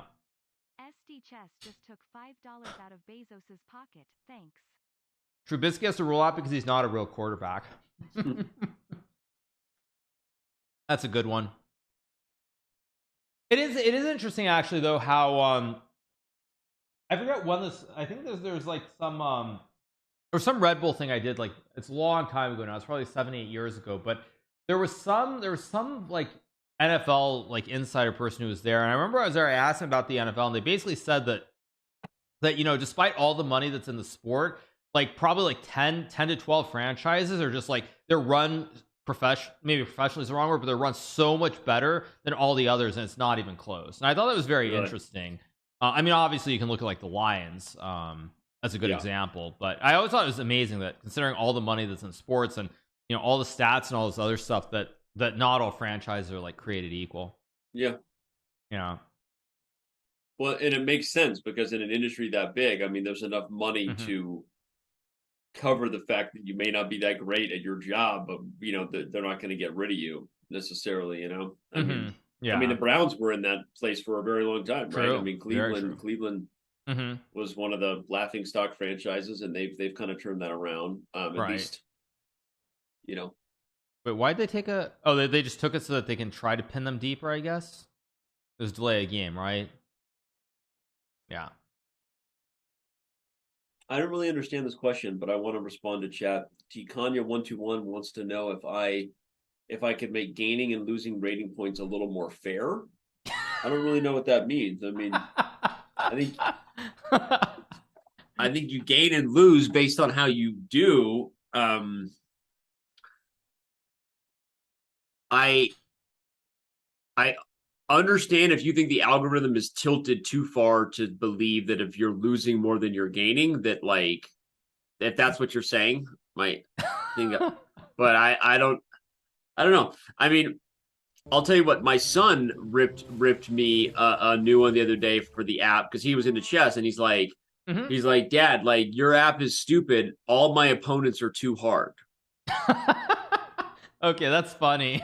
And I was like, first of all, like I've been trying to like teach you chess since you were 2 and you haven't paid attention. So I'm glad now you care because of, this whole generation getting into chess, but like, you just need to get better, buddy. Right. And that was so, but yeah, I think that a lot of other apps, it's easier to kind of game the integrity of pairings. And we've never done that. Like you know that how much data we have that says the biggest enemy of chess is losing one of your first 2 or 3 games. Oh, really? Like if we gamed the system and made sure that people won one of their first few games or won 2 of 3 by making them play like a bot or something, it would probably like dramatically increase retention and the financial trajectory of our company. But we refuse to do it because it feels wrong. And so what we've done is we built an amazing bots product. Those who want to play the bots can beat Jimmy all day. Just go to chess.com, play computer. You can beat the crap out of Jimmy till you feel good about yourself, right? Right. But there actually is something very real to the fact that the biggest enemy of chess is chess. Because it is a game that I think, I mean, you and I have seen this forever, right, Hikaru? Like people come in, they think like, I'm going to master chess in 6 months. Right. And then they're like, right. It's like, so the reality is like if we gamed the system to ensure that your opponents were easier, it would probably be one of like the smartest business decisions, but we don't do it from an integrity perspective. It's like, it's wrong. It doesn't feel good to even entertain that. And so what we have done is tried to start asking our users more appropriately, how good are you? So before we would say like, are you like an expert, this and that, we try to ask like, you say you're a beginner. Like, what does that really mean? Do you know how and so if we can more appropriately set people in an experience that is good for them, we are all about that because we want people to be happy. But we don't want to game the system to make it feel like you're winning more games and not just appropriately rate people because a chess rating, what I've learned, I mean, Hikaru, I've shared this with you, like, there's so many pieces of advice I've gotten as we've expanded this world of chess into the world of like Twitch and streaming and content and esports. And like one of the things that chess has going for it that no other like online esports have had, like at least not clearly for generations, is that we have a very clear hierarchy. Like the ELO system is now being like adopted. Like 538 uses it to rank MLB teams, right? It's one of the most it's one of the most accurate forms of performance predictability. See, the thing about even like the BCS is like it's very good at ranking like what people have done, but it's not really accurate in ranking how like Utah is going to go against Alabama or BYU versus this. Like, it actually isn't a very good predictive of performance measurement. The ELO ranking system is one of the most like accurate forms of like performance integrity that like exists. Like, it actually, you know how good you bleeping are based on your rating. Okay. Like, people know how good they are based on their rating, and it actually predicts how Hikaru will do against rated people that he's never played before, because your rating is so accurately reflective of your performance over time. Right. And so a lot of people from the outside looking in who think about gaming the system, and it's why we make jokes about the Lead Chess inflated ratings, and I'll just say it. Like, honestly, like they didn't adjust their rating algorithm years ago when their traffic started to see the influx that chess.com's traffic did in our early years, and we made some very hard decisions to actually adjust the Glico rating system in a proper way, where now there's a reason why people say chess.com's ratings are accurate and have integrity, and Lead Chess ratings are like an inflated joke. Like, it's because they didn't make hard math decisions early on. When you start getting a certain quantity that screws with the integrity of like the band, of the rating band, that like you get a lot of inflation. It happens, right? And then it trickles down. And so ratings are actually very important in chess, and they are very reflective of who you are, and you can't just screw with that. You can't just you can't F with the performance and give people easy games without it having like effects on the overall integrity of the rating band. So there you go, mic drop. Boom. Okay. Boom. I'm grabbing my So phone basically, here. I mean, so if I understand correctly, you're saying that at some point early on, you guys had like something similar in terms of like the rating system, or maybe even 100%, 100%. Like, and we made now, to be fair, I'll be honest, we have been very generous on our puzzle rating system. In fact, some people have probably noticed that their puzzle ratings are higher than they used to be. Yeah. And that was for two reasons. One, we actually, had a massive like kind of influx of like our puzzle algorithm. We started adding more puzzles to the database because we were trying to make the experiences of Puzzle Rush a better product. Right. Because Puzzle Rush became so freaking popular, but then people started getting the same puzzles. And so in order to get more puzzles in our massive tens of millions of puzzles database, we expanded the algorithm in a way that actually we had some breakthroughs that are very cool, like where we added more puzzles to get more variety at every rating bracket. So now we have more puzzles at the top and more puzzles at the bottom. But what it means is that with more quantity of puzzles at every rating bracket, it's easier to progress faster, because you're going to get, we serve users more puzzles within their rating bracket, and then they get it and they accelerate a little faster. And so puzzles has become inflated. Honestly, like on a personal level, like I don't really like it. Like I wish our puzzles would kind of decrease a little bit, but I'm a little bit more of like the chess player in me, like wants to feel like everyone having a 3,000 plus puzzle rating. I'm like, what's going on here, right? But the reality is this, like puzzles itself is a training tool, and if it's a motivating tool for people to get better and try to improve their pattern recognition, and having a high rating is more motivating, and it's improved the Puzzle Rush product, but has better variety now in all modes. We kind of did that. But from like a chess ratings perspective, we feel very strongly that like you have to keep integrity in the Glico algorithm, or you do see effects over time on large quantities of games played. It affects the database. And again, I'm not even like calling out the lead chess algorithm, but it's kind of a thing people joke about, and it's kind of true. Like, and it's because they started getting some amazing traffic of users and games played, but they didn't make adjustments, and we made some very hard decisions. I remember being on those rating threads where there were debates like, hey, does it even matter? Don't users want high ratings? Isn't that feels good? And then there were people in the camp like, yeah, but like that's not really reflective, and it also affects how people feel about their learning path. They don't really feel as accurately adjusting like what their strength is. You get what I'm saying? So we made a tough decision, and ultimately I think it was the absolute best decision, and it was a decision I was in favor for, to be a little more sober. I said, look, I want my rating to be 2,500 because that's what my USCF is. Like I want it to be closer to my strength. And yes, at the top, you guys, meaning the lords of the underworld of Bullet, you and Danya are pushing 3,200, and now Magnus is back in the fold. At the high levels of any sort of rating band, the top you are inflated compared to like the overall strength. But it's also because you're playing a pool of players that the separation between you and them is so big that you can kind of push the envelope on that a little bit, right? Right. And we actually don't see a lot of broken I think besides the top of the top, the like the 0.0001%, most people's ratings on chess.com are pretty accurate. Okay. Okay. Wow. By the way, this game is 4th and 1 here. Oh. Yeah. Do you just see the QB slipped, but he's still able to hand it off. These are the games that I hate to watch, by the way. The games are like really slow and there's like no scoring. It's like still 14-13. Yeah, Brissett just touched grass. Exactly. Yeah. All right, I'm gonna try to start paying attention to the game. I get so passionate when I talk about. No, I know. It's a good thing. I mean, I feel bad for the people in chat though who are they're like, I just broke my puzzle rating. Like I just broke it. That's like, okay, but you actually did.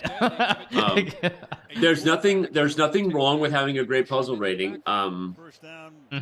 Yeah. So Andrew Beaton of the Wall Street Journal, who's an amazing Andrew, I know you're watching, so you can text me if you want me to ask Hikaru if you can be on his stream, since you're an NFL insider expert.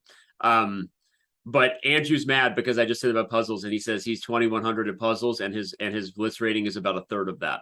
So that kind of right. happens, Yeah, so. it's not good, right? Because then that's like, why is my actual rating not much higher? But I mean, that's like the age old. That's like the hardest thing I think in chess is that it is in puzzle, knowing like when you know there's a puzzle, you know there's a tactic. It's very easy not very easy, but like it's easier when you know there's something there versus in an actual game scenario where like you don't know anything. You have to figure it out on your own. So and so because of that, you're right, Hikaru. Like puzzle ratings have always been higher than people's regular ratings, but there was a period where like even when my Blitz and Bullet was closer to like 2,600 when I was playing more active on chess.com, my puzzles rating was like maybe 2,900.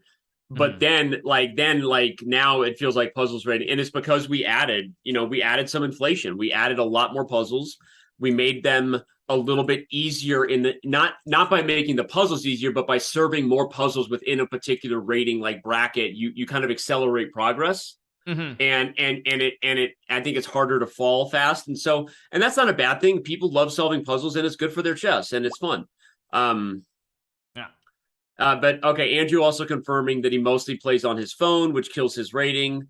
But he would he'd still love to be on Hikaru's stream now that he's been outed. So if you want another NFL guest, yes, Andrew Beaton is a famed NFL insider for the Wall Street Journal. So there you go. I actually didn't know that. I didn't realize that. Yeah. Yeah. Well, when he's not covering chess cheating scandals, Andrew Beaton is covering the NFL mostly and other sports. But so he's like that ESPN guy, right? What's his name? Rappaport or something? Oh, Ian Rappaport? Yeah. I don't know, Andrew. Who would you compare yourself to in ESPN? We'll let him answer. Okay. But I think he does really good stuff, and he is a big fan of yours, by the way. So he's outed. Yeah.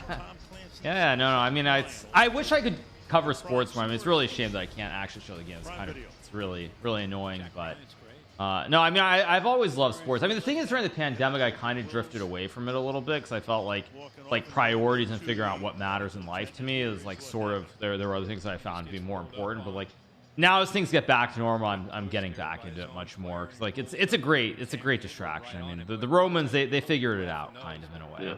Did walk off. I grew up also like in a family of sports fans, and so I ditto to everything you said. But I also will ditto that I fell out of it during the pandemic. I think everybody kind of did, because how many people wanted to watch the Disney Championship Orlando bubble, right? I mean, right, exactly. It was like. And almost everything else like was going through what just not happening almost. Yeah, I mean but again now I'm starting to get back into it. It's been a while, but it's fun. It's fun.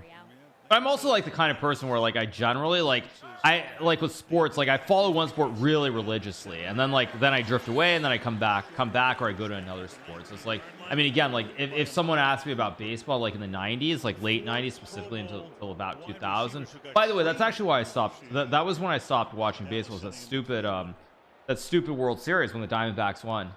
Although that's not actually the reason I stopped watching. Although that's so funny. At least Arizona got one ring. Right. Yeah. Honestly, it was, in hindsight, I was obviously happy because I was a D-backs fan. But I'll be honest, in hindsight, that was the worst championship for us to win. It was like the year of 9/11. New York, like, and we like stole the championship. Like, in hindsight, I understand why New York was pissed about that. Like, I get it. I actually want to tell Chad a fun story about that. So like when the World Series was happening, there was this thing called the World Youth Chess Festival at the same time, which was being held in Spain, and I was there playing, and it was very nasty because like there was a little TV in the room, like very small TV, but I assumed there was nothing on, nothing going.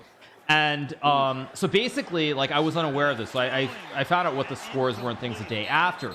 But the reason I was mad was apparently the games were on TV. So like when I went to sleep, Sunil, my stepfather, actually turned it on. And so was it games 3 and 4, 4 and 5, whatever it was, when the Yankees on back-to-back nights, I think they hit 2-run homers in the ninth to tie it off that Korean guy, the closer. But Sunil didn't tell me, so like I missed it. Young Kim. And then the best part is like the flight back was actually the day of Game 7. So I remember watching Game 7, but somewhere around like the 5th inning, I just fell asleep. So I actually missed the ending to Game 7, which is very sad.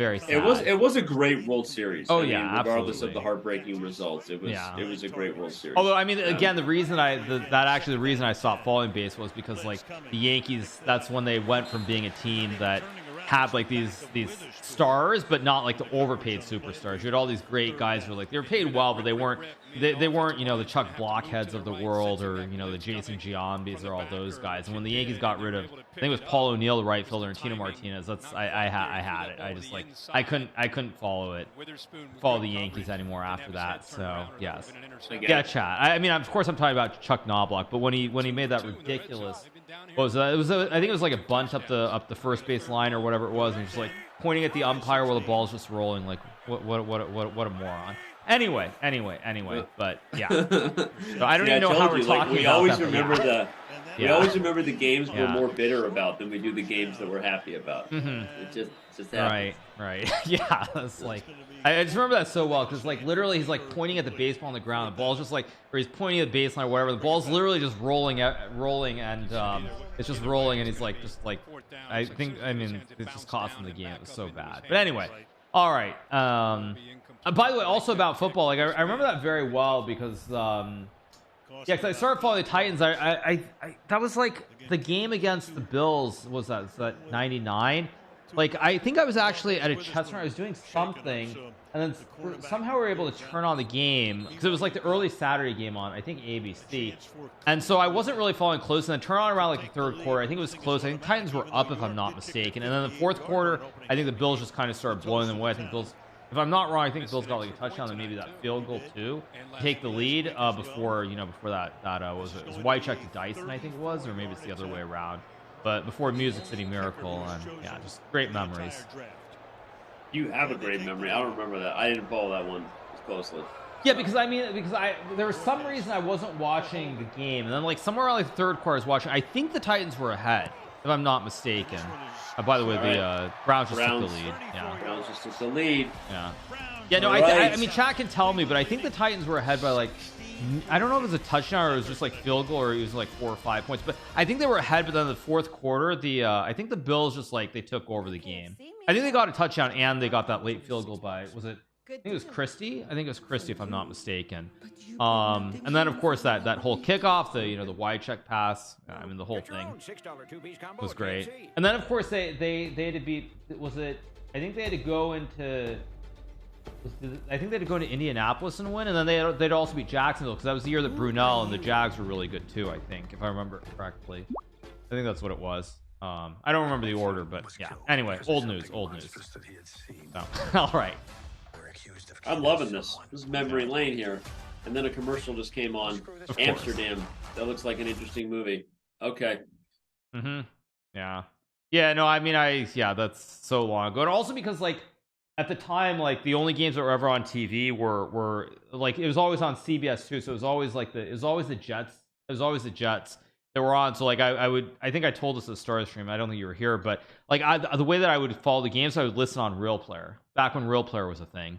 Oh, and dude, I remember Real Player.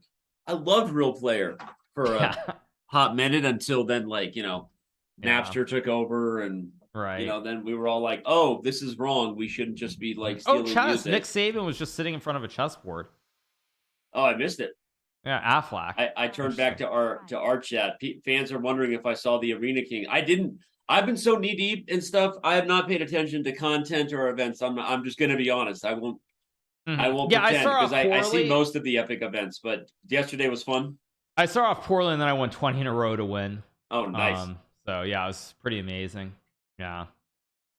Yeah, that's awesome. How's Arena Kings going? Is that going okay? Are you happy it's with fun. it? I mean, I think actually, I hate it, of course, because for me it's not a guaranteed win. Whereas when it was a knockout, it was a guaranteed win for me, pretty much no matter what. Right. So like, of course, on a personal level, I hate it. From the standpoint of the format, but I think for like hype and keeping people interested, it's much better this way. Okay. So cool. I think it's actually it's for the viewer, it's better this way. Even if for me, it's worse.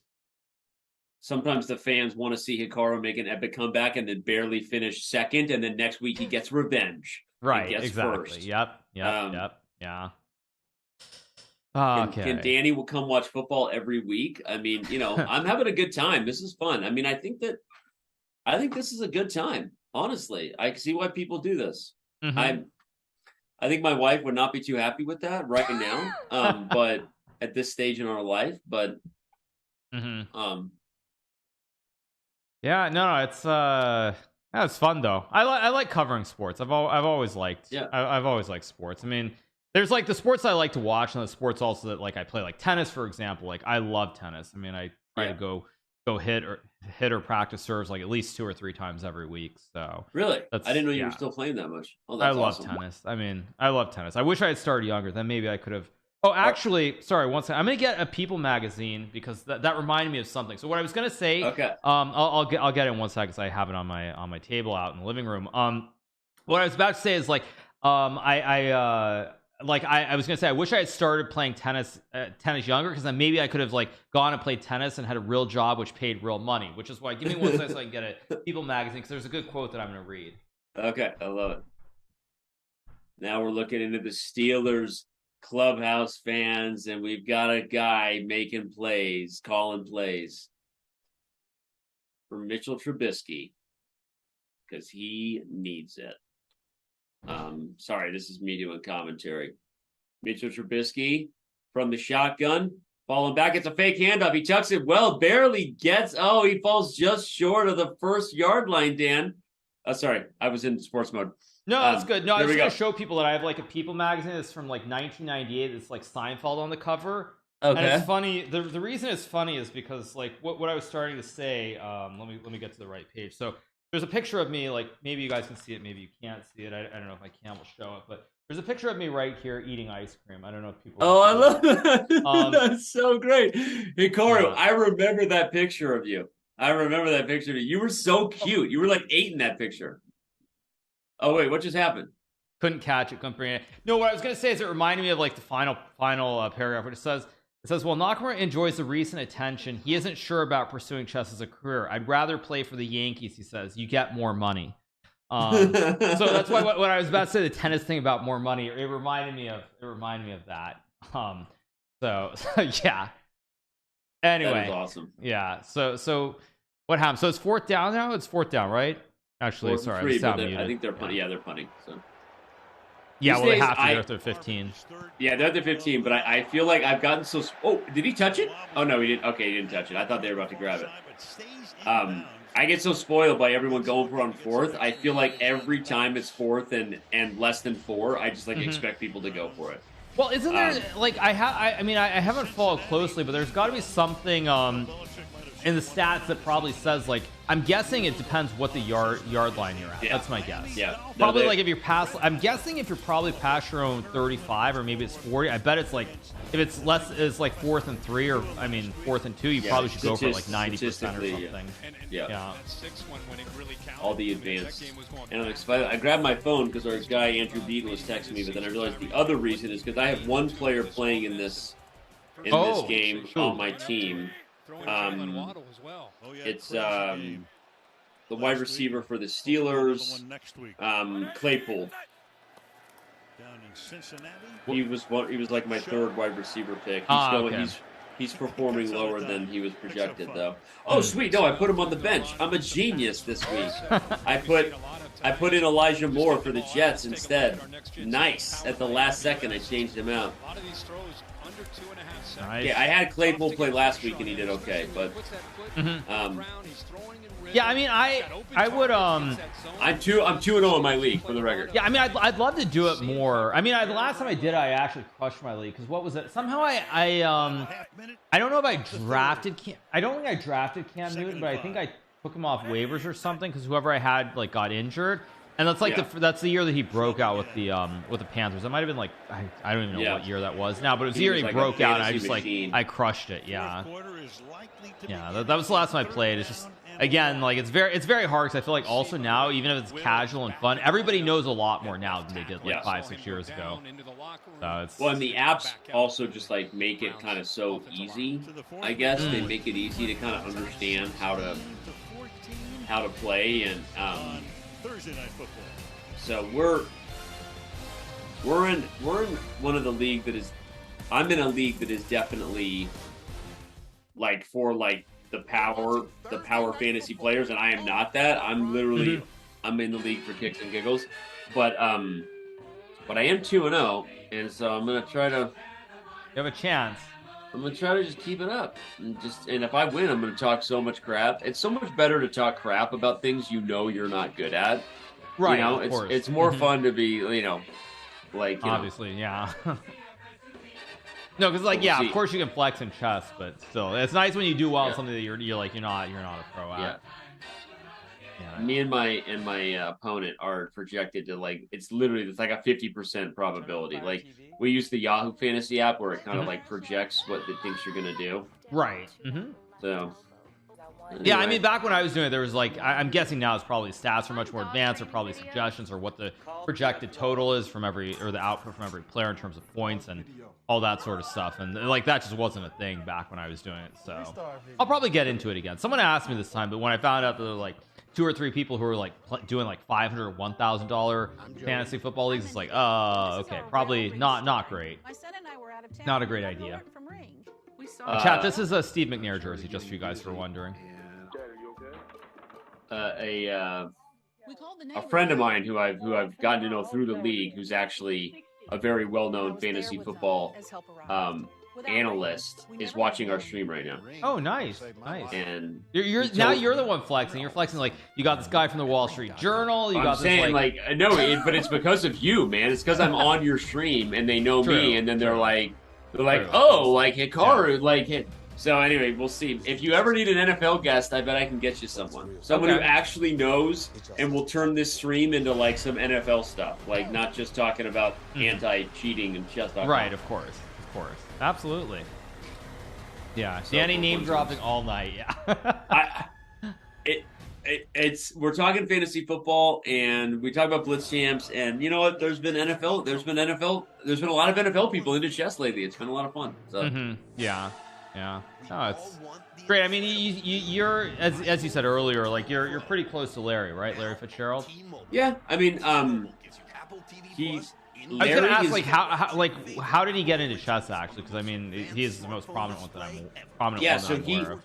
But Larry's love of chess like goes way back. So he was he played in tournaments as a kid. He was struggling in school, and then there was a chess coach.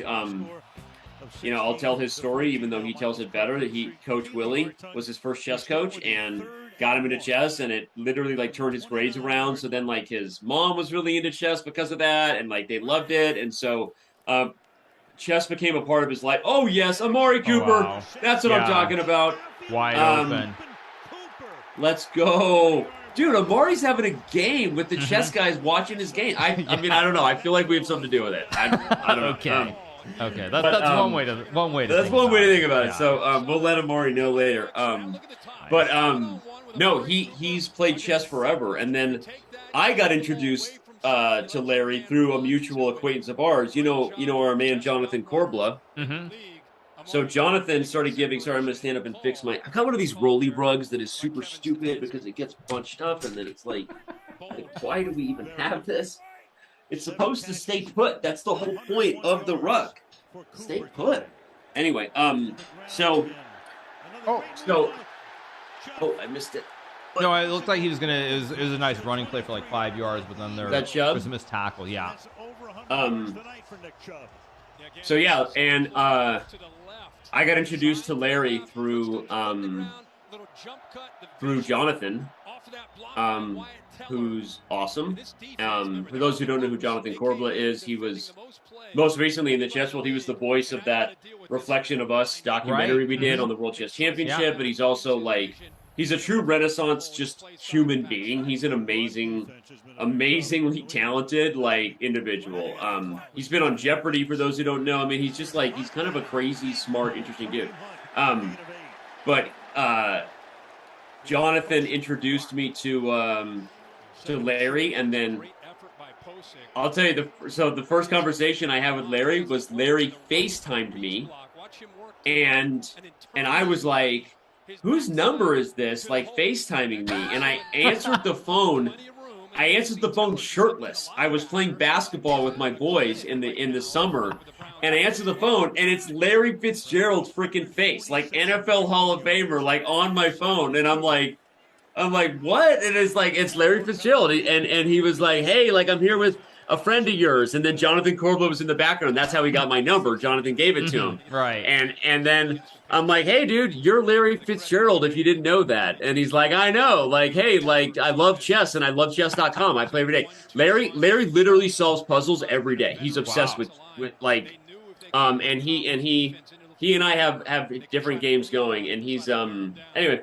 So he just loves chess, and then we became friends, and amazing.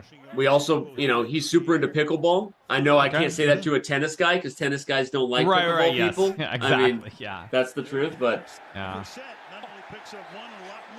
But now Larry is busier in retirement than he was when he was playing. He would say, because it's just the opportunities for guys like that just open up, and there's a whole second career in an awesome way, and he gets to kind of do what he wants, and he's oh, that's great though. It's great that he's so into chess. Fantastic. By the way, it looks like I think the Browns are probably about to put the game away. Maybe not put it away. I mean, there's still a lot of time left, but yeah. Also, for anybody who's asking, I see a couple of people are talking about baseball. Like, I can't really get into the race. I still have to say, like, I know it's a long time ago, but the whole like McGuire Sosa thing really left me a little bit disillusioned. So that's why, like, it's hard for me to really follow. Because I was watching that game. I think it was on Fox when McGuire hit was it 62 when he hit it he hit that line drive down the left field line in St. Louis, and I was watching that live, and I followed that whole that whole saga, and then find out that it's all like none of it is real. It's kind of hard for me to really, I don't know, like follow any of that stuff these days. So. Yeah, that was what an interesting time that was for baseball, because in hindsight, like, everyone knows that, like, they knew, right? That there was performance, but like they needed the touchdown, right? Yeah. Oh no, he didn't get in. I think he held him. He didn't get in. Wow. But they got one more down. They'll go for it, I think. Yeah. So yeah. I mean, everyone knew at the time, but like it was just there was this huge fascination. Then to find out it was all fake. I don't know. That's why. I mean, I assume Judge will get more than 61, but I can't. Like, I just find it hard to really be interested. Yeah. Well, you have Pujols who's going to cross 700 soon, and that is kind of cool. And no one knows anymore how those records stack up, right? True. Well, I mean, Pujols, of course. Do you get in? You getting cross in? No! Come on, Browns. Let's go. Nope. You didn't get in? What do you do here? I assume you go for it, right? You're less than a yard, right? I assume you got to go for it, because if you score, you're up by 9. You put it away. Like, field goal is what? That's 5 points. It's still a single. It's still a single score, so you might as well go for it. Yeah. I think you got to go for it. Yeah, touchdown is 2 scores. Even if you get a field goal, that's still 1 score. Well, that's assuming you can actually hit the extra point this time, but that's true. So it's what? It's inside the 1 yard line. Yeah, I mean, you got to go. Oh yeah, he punched. He's in. Okay, that was Chuck. Yeah, you're actually ahead of me, so. Yeah. Oh, I'm sorry. No, it's all good. It's all good. Yeah. You should refresh your stream real quick. Yeah, actually, that's a good point. I did that. At halftime, and I think I'm a little ahead. Okay, yeah. Okay, I'll refresh it then. Yeah. Let me refresh it. Chubb, the GOAT. He's good. Offensive lineman. What's great Yeah, that should be. Well, maybe it's not. Wait, were the Browns the ones who lost last week to the Jets? Need to check their. If it is, I think it is, right? Whoa. Yeah, oh yeah, because I remember reading about this. Like, it was ridiculous. Was that good? Kick? It is good. Yeah, but like, it was something stupid where they were supposed to not get a touchdown or something. It's something like they were ahead by. I don't know what they were ahead by, but statistically they were supposed to not get a touchdown, and they did it. And the Jets scored 2 touchdowns to win in the last 2 minutes. Like, Jets got a touchdown, then they recovered the onside kick, which I think means that they were up 30-17. So like they were up. That probably means they were up 23-17 or something. And they could have. I think they could have run it out or something. It's something like that. And instead, they like. I remember seeing like it was on SI or somewhere, and they said like it was an actual statistical mistake to score a touchdown. So yeah, they were up by 6, and if Chubb didn't score the touchdown, they would have won. Oh wow.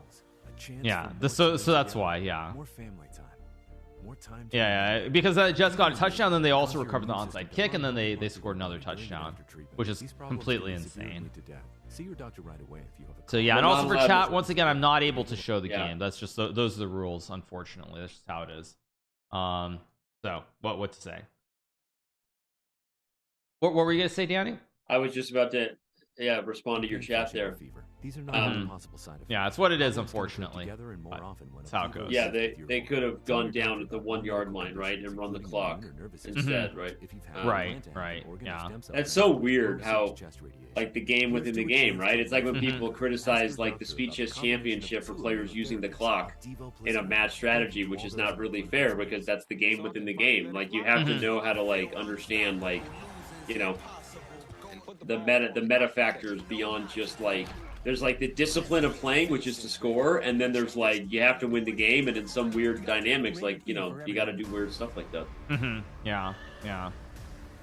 Are you watching this Lord of the Rings thing? Yes, on I Amazon Prime? I watched the first episode actually the other day, so I watched it on my stream. So maybe I'll watch the second episode soon. It looks good. I mean, I know there are a lot of people who aren't huge fans of it, but I mean, we'll see. The problem for me is that I've actually read a lot of the books, so even if it's a long time ago, having read a lot of the books, I mean, there are probably going to be little things that annoy me, but we'll see. Yeah, I'm in the same boat. I read the Silmarillion twice. Let that sink in. Who reads the Silmarillion twice besides a depressed teenager? Okay? That's what's going on. So I know a lot about Lord of the Rings myth lore. I mean, I wouldn't say I could challenge Stephen Colbert, but I know a lot. And so when Peter Jackson got, you know, let out into the wild in The Hobbit, and he started just like making up stuff and doing weird stuff, I was like, what are you doing, bro? Like, you don't need to screw with Middle Earth. Just like keep to the script. So I wasn't thrilled about it, but because this is like a total like kind of offshoot, like, but it's supposed to be based on some things like from like the, you know, from the myth lore of like the Silmarillion, like maybe I could get into it, but not right now. I don't have time. I can't do it. I can't afford to get emotionally invested in one more thing in my life. I can't get emotionally invested. Well, also, I mean, the problem is it's not where it all comes out at the same time either. Like, I mean, I think it's only the first 2 episodes are out. I mean, maybe they released more, but I think it's just the first 2. So, like, for me, I have to be able to just watch the whole thing straight through. It's like when I was in St. Louis, like I just watched, you know, I saw Cobra Kai come out. I just watched the whole thing like in those like 2 days, and I just went all the way through it. But like, if it's gonna be like 2 episodes, then more come out later. I can't. It's too much. I know that's okay. So there we have a fan there. Pembertonk says he read all the books. He or she or whoever. Sorry, there you go. Read all the books and the movies, and saw the movies a ton of times, and they're loving the Rings of Power. So that's a good endorsement. There you go. That's cool. All right. Okay. That's what I want to see. Go Browns. My wife and I watched a great movie the other night. I'll mention it. Vengeance by B.J. Novak. Okay, I haven't heard of it. What's it about? It's an incredible film. Like, honestly, like best movie I've seen in a long time. Okay, Vengeance. Okay. I highly recommend it. it's hard to describe what it's about because you think it's about something and it becomes about something else, and really it's just a deeply thoughtful movie that makes you think about your own biases and things about society, and it's just it's a super interesting movie. So highly recommend check it out. Vengeance. Like seriously, find 2 hours, just watch Vengeance and you won't regret it. It's a deep one. It's good. Meanwhile, the Steelers are falling apart here. Yeah. Not even coming close. But 3rd and 15. I think this is probably the game.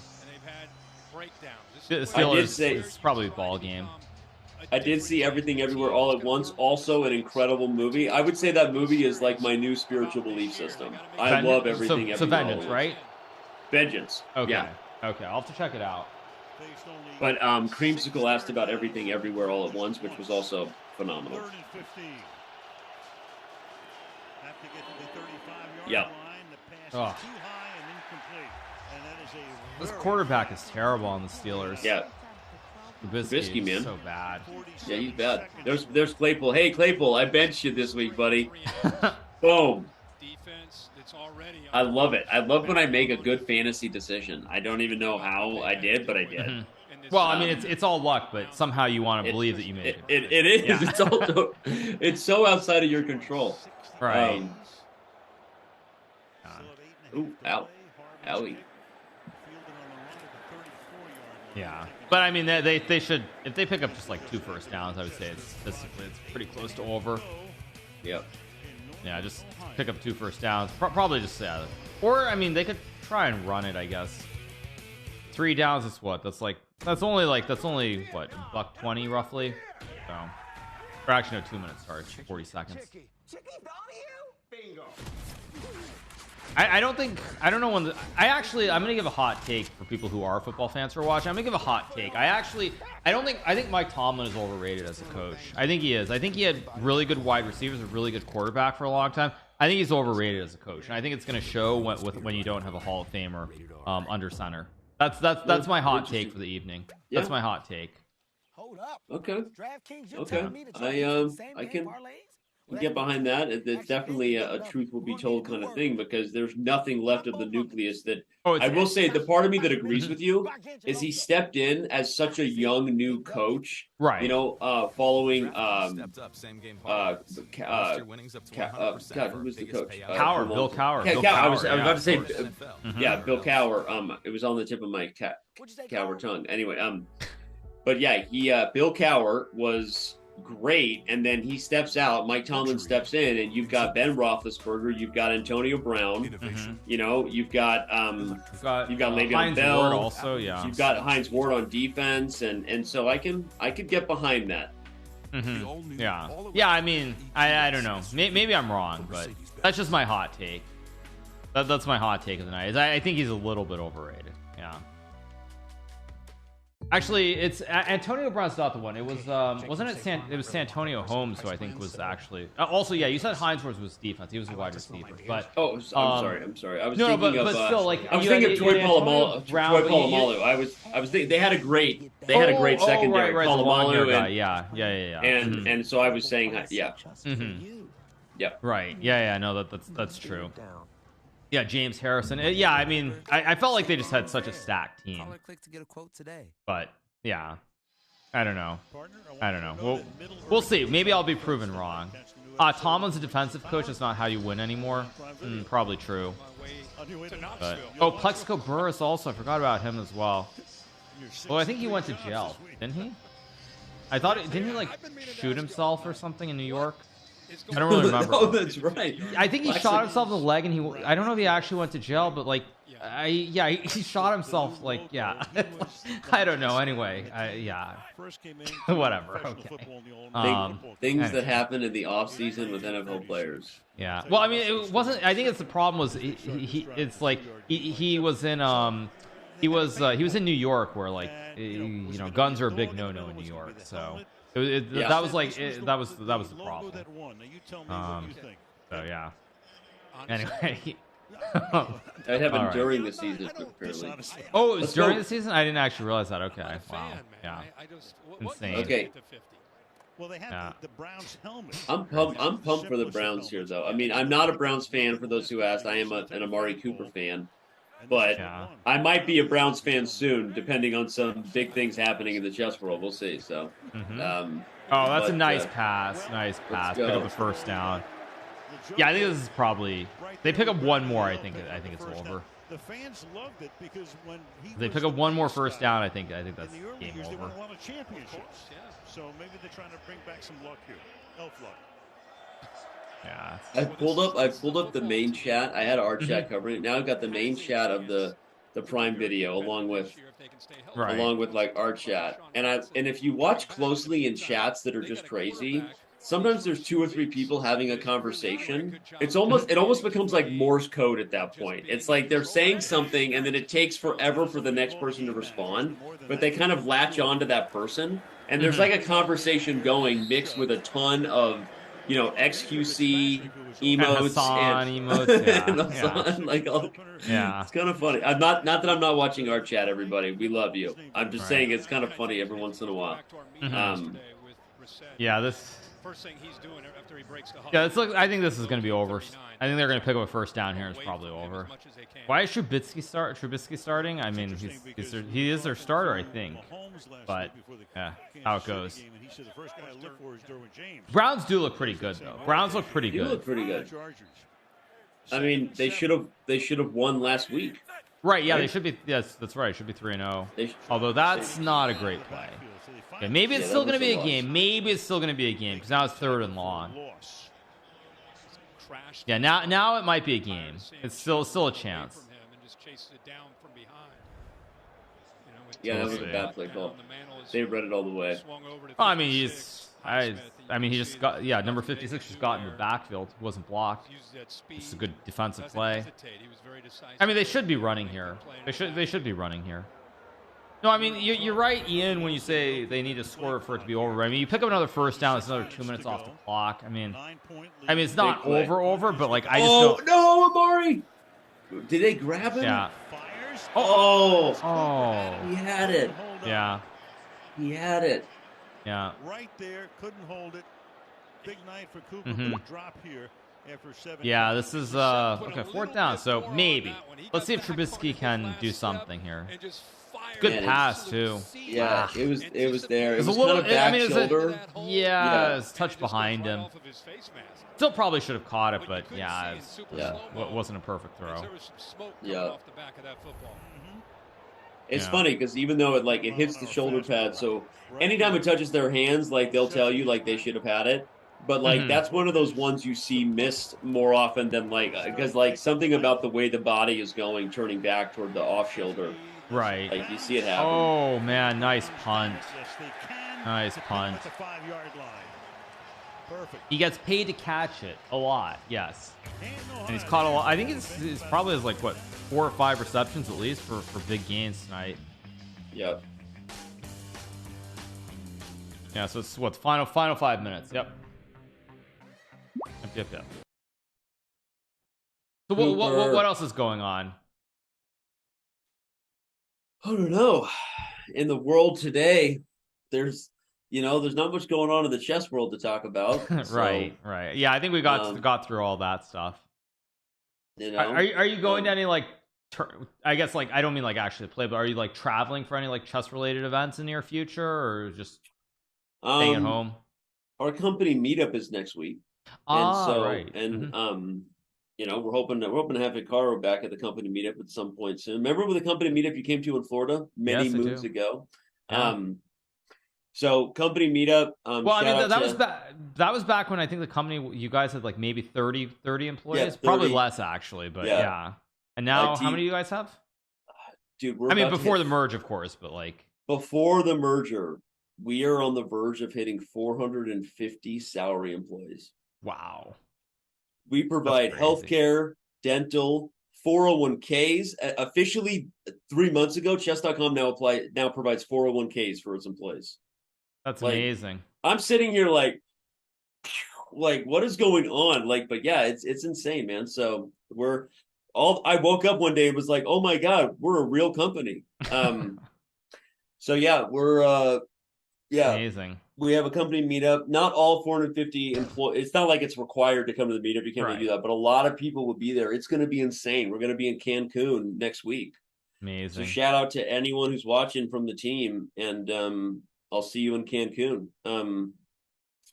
We bring everybody together once a year, and we just, we have meetings, and Eric gives a speech and everyone listens. And then Eric always opens every meetup and I always close every meetup. He opens and I close. So Eric gives a speech that's great. And then I just get up there and just cry because I just can't hold it together. I just emotionally just lose it. I just like, it's hard. Like, it's so funny. But so we'll have our company meetup next week. Then after that, there is some different stuff going on with, like I joked, the chess world does actually have a lot going on. I mean, you're going to Toronto, of course. And then at the end of October, I'll be going to Toronto for a week. So hopefully see Hikaru Nakamura there. Yep.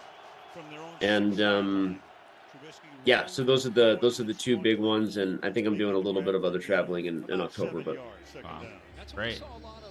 But not to complain about this football, but again, why is every play a rollout? Every play is like a rollout, and you're trying to go. Who called it in chat? Trubisky's not a real quarterback, so he makes every. The great quarterbacks because they find a way to create a new pocket as the pocket breaks down. Like the best quarterbacks, it's like they never lose a pocket to step into and fire. Right. And like Trubisky rolling out every time. I agree with that hot take from chat. It's because he can't hold it together in the pocket. I mean, he reminds me of the quarterback of the Jets maybe it wasn't about rollouts, but it feels like it's a lot of these really short passes. It reminds me of Chad Pennington, who was the quarterback of the Jets around 2000. He actually had a really high completion percentage. I think it was over 70%, but it was always 5-yard passes. And I feel like every pass here that I've seen, I haven't seen one deep pass. I feel like it's been complete. Well, there was a one-handed grab. That I forgot about earlier. But I feel like in general, it's a lot of short passes. You're not seeing a 20-yard pass over the middle, and that's not going to get it done. Yeah, but I mean, to be fair, and again, this isn't just trash on Trubisky night, but that pass wasn't great, but the catch saved the pass. That catch. It was opposite turn, and he an amazing grab. So yeah, TB12 method. Yeah.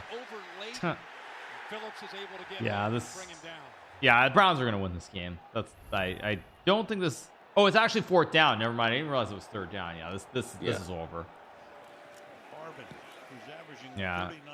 Oh, wow. They're gonna get great field position too. He didn't call for a fair catch there. A little bit dangerous there. Yeah, I was gonna say I think the Steelers player was so surprised he didn't call for a fair catch he didn't tackle him. Yeah. 429. Yeah, next week should be a good game. Although Bengals 0-2. They aren't they? Or did they lost on a last second field goal, right? I know they lost week 1. I didn't follow last week closely enough. But yeah, sounds right. They lost on the last second. Yeah, that's right. Yeah. Right. 0-2. Joe needs to get back on chess.com. Get that chess going, man. Yeah. There you go. Yeah. Sorry, you guys, if our stream is ahead of your game. That's ahead of the official stream. That's life. First down. Yeah, we didn't mean to, but it's turned out that way. We haven't talked that much football, but now that we're focused on the end of the game, right? 4 minutes and 9 points is doable. Yeah, it's definitely doable. Although it's going to be what they're going to run it down to sub 3. It'll be 240ish probably. Yeah, and actually, it's kind of interesting. So for Thursday Night Football, they got Al Michaels and I can't say the guy's last name, but Kirk Herbstreit or whatever it is from. Isn't he the guy from the College Game Day or something every Saturday? Yeah. Interesting that they got a college guy from ESPN to do this. Yeah. Kirk Herbstreit. Yeah, I'm surprised by that too. He was never an NFL guy, right? Only college. Yeah, I mean, you saw him every Saturday doing the College Game Day, but yeah. Actually, you know what I wonder? I wonder if Brady's actually going to end up doing announcing or not in the future. somehow I find it hard to believe that he's actually going to do it. Because like basically after he retires, I think it was Fox gave him some big deal to do commentary, and I wonder if he will. He's already locked into like, you know, a $300 million deal or something like. Right, but you never know if people in his life will be okay with that. I mean, you never know. Yeah. I don't know, like, because I mean, because isn't the model Tony Romo? He's like the model, I think. It's like all the quarterbacks try to do it. Well, but I mean, Romo is so good. I mean, frankly, he's a better announcer than he was a quarterback. Like, am I allowed to say that? Because I think it's true. I mean, Tony Romo is awesome, and you know, I'm not saying. I mean, okay, look, I'm aware that to play NFL quarterback is a freak among freaks, and I'm aware of how incredible that is. But Tony Romo doesn't need people to apologize when they make jokes on his behalf because he's doing fine. Right. But I think he's a better announcer than he is a quarterback. I mean, honestly, like I think he's a great announcer. No, I mean, yeah, I mean, I thought he was really good as a player too, but. I sound like Skip Bayless right now? Come on. Don't compare me to Skip Bayless. Why would you do that? Okay? Yeah. Okay, so it's fourth down. Okay, so one last chance. You know, again, we keep talking about with TJ Watt down. I feel like the Steelers used a timeout. I feel like the clock should be lower. They must have used a timeout. Also, it looks like just a clear false start, no? Accelerates through that spin. And there's nothing Brissett could do. Great move there by Highsmith. I do remember Romo. I respect the hustle. I agree. And the quarterback position was not to blame for the Cowboys' woes at the time necessarily. So, you know, although calm down, Cowboys fans. I forget what year that was. Didn't he like? Was he not the holder or something on one of those early years when he just became the starter and they?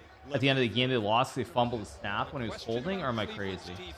I thought there was like a last-second field goal or something in one of those. I think that was him. I think he fumbled the snap. No, on like a last-second field goal, or maybe I'm crazy.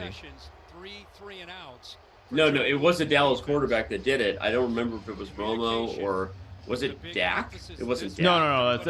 No. I'm pretty sure it was against Seattle. Was it? Okay. Yeah. It was. Yeah, the game. Okay. It was. Okay. Yeah. Finkel and Einhorn, that's right. Shout out to you, Ace Ventura. Right.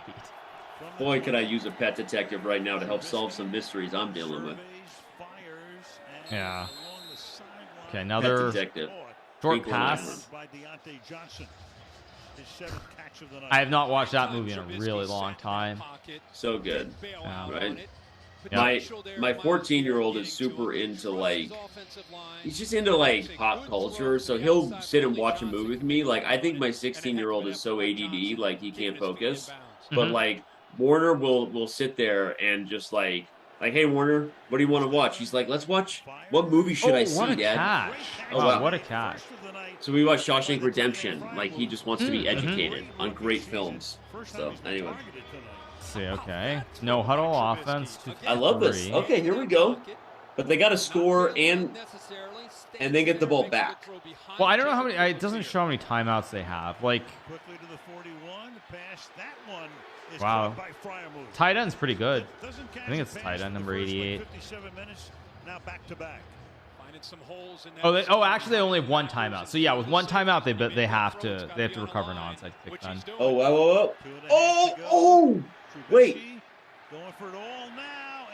Is that intercepted or not? No, they called him out of bounds. Yeah. Wow. I'm gonna close my eyes so I react when you react. No, it's fine. It's fine. I mean, we know the outcome already. Although they have to review it, right? Yeah, I think he's out of bounds. Let's see. Yeah, he's out of bounds. Yeah. Very close. He knows how to do it. He sure does. All of a sudden, blink of an eye, they move the ball down field quickly. Got a shot here. Yeah. So they get another chance. 54 yards, 4 plays. Yeah, by the way, they review that no matter what, you guys. The rules are they just review all turnovers now. Trubisky fires to the outside. That's caught. And trying to get out of bounds is Pickens, but he can't Oh, actually, oh, they won't review because it's not a turnover. Oh, only if it was called the other way do they review. Ah, okay. Okay. That makes sense. Oh, that was something. I don't know if it was offensive or defensive passing interference, but it was something. They're gonna call defensive. They're gonna call defensive pass interference. They're gonna make this a game right now. I think they're gonna call it defensive pass interference. You got to make it a game, right? Yeah, if they call offensive passing interference, they're calling the game. Yeah. Copium, exactly. The end of the call here, that'll take us to the 2-minute warning with the $1.57. You see it. They're doing instant replays. He's not even set. Oh, okay, so they called it on both teams. Okay, so yeah. All 11 players set prior to the snap. Pass interference. So it's offsetting penalties, so it's Those penalties offset at the previous spot. We'll replay third down. still third down. Okay. It'll be 3rd down and 5. Pittsburgh hasn't scored in the first, third, or fourth quarter. That's pretty bad, actually. Yeah, they were up 14-13. 13. I mean, they were 14-13. I mean, the Browns scored first, but then they took the lead. Game of special teams with field goals. Well, I mean, it was like 7-0, 7-7. Then it was scored touchdown with missed extra points. It was 13-7, 14-7. Yeah, just 16 unanswered. Or sorry, no, 14-13. So 10 unanswered. Tampa Bay in the late window on Fox with Rodgers and Brady. Oh, Packers versus Buccaneers. That'll be a big game. Yeah. And Garoppolo against Russell Wilson and company. Dallas and the Giants in a big one. Good games this week. Oh, this game. I mean, was last week the one between the Chargers and the Chiefs? Because that was like a really good game. That was a really good, really close game the whole way through. Yeah. I mean, probably the Chargers should have won that game, honestly. But Mahomes, I have him on my fantasy team. He did not get me, not give me a very good week, but I still won anyway. Mm-hmm. Yeah, Hikaru is doing this every Thursday. Calling up Yoshi. 3rd down and 5 with 1:57. Okay, 3rd and 5, 1:57. Yeah, this is the game right here. Gotta get a first game. Yeah, streamers were able to show the game last year. For those of you in chat who are wondering, Amazon changed the rules. Even though they bought the rights, they changed it. It is what it is. Only a 3-man rush, and Trubisky has to fire a What is? I'm glad I'm not a Steelers fan. I cannot stand this quarterback, man. I just can't stand him. I'll tell you what, So if I wasn't a Prime subscriber, would I be able to watch it on Prime Video? I assume so. On Amazon Prime Video or just on Twitch? Just on Twitch. On Twitch, I think you can watch it anyway. Yeah, I think you can. I think if you just go to twitch.tv/Prime Video, you would be able to watch it. I believe. 39-yard attempt to try to make it a one-possession game. Chris Boswell. Okay, going for a field goal. All right, they're going to do an onside kick, maybe. Yep. Okay. Yep. There we go. But timeout 1 second before? Or? Yeah, they have to do an onside kick. No, but there's a flag. I don't know. What's it, like a legal formation, maybe? Or too many men on the field? But was the play blown dead before the snap? I think that's the call here. 12 men. Yeah. Formation on the defense. 5-yard. Yeah, 12 men illegal formation. Yeah. Have to do it again at least 5 yards closer this time. So I assume that means you can decline, or is that automatic first down? They were out. They weren't 5 yards there, though. I think that might be automatic first down. I don't know. No, but they were more than 5 yards out. I see. Okay, yeah. It would have been if they were. Mm-hmm. You're right that it would have been if they were in right inside 5 yards. On the clock. Danny Smith is the special teams coordinator right there. 4th and 1. Yep. Oh yeah. I assume you just kick it here, right? I think you have to and go for an onside kick or something because the play was blown dead. You have to put yourself within a score. Well, I mean, there's 151 left. So, like, the thing is, if you use, I mean, it's probably all math again, but if you use 30 seconds, there's 120. I don't know. I think actually you should. I think you should. Yeah, you just kick it here and then because you still have to recover the onside no matter what. So I assume you kick it and you try to recover the onside. I would love to see a fake field goal. Go for it. That would make Come no on. sense. No. And not with two possession game, no chance. Yeah. Okay. Same thing. Yes, it's true. So it's 23-17. All right, Mike Tomlin. He's not looking too happy right now. So 148. There. Yeah. I mean, let's see. Can they recover the onside kick? You're going to have to. Mike Tomlin still wants an explanation. I think he's still. If they had 3 timeouts, they could kick away. Yeah, if they had 3 timeouts, they could kick away for sure. Although if they had 3 timeouts, they'd still. I think they'd still do an onside kick. Yeah. That's my guess. I can't see any reason why you would do it differently. It doesn't make any sense. I assume he's explaining the rule, Al. That's the only thing. Wait, why is Because there's no way you can have a snap take place with 12 in formation and the snap imminent. It has to be a dead ball foul. Yeah, Tomlin's saying the ball is dead. Right, but I mean, but he's saying it's dead, but they already ran the next play. I thought about, Oh, and by the way, someone in chat, yeah, Cavalier Vols talks about the Packers onside kick versus Seahawks. Actually, I don't know which onside kick that is. I remember the other one in the playoffs, actually. So I was with some friends for that one in Florida. It was like when I think Seahawks were down like 16-3 or something, and they like somehow pulled it out in the fourth quarter, and then they went in overtime, or they tied it in fourth quarter and went in overtime. There's Amari Cooper. Cooper's up here to the left. The Jets. They're going to go to the opposite side of Cooper, I think. Like, at least initially, the Steelers might be going the other direction. Right.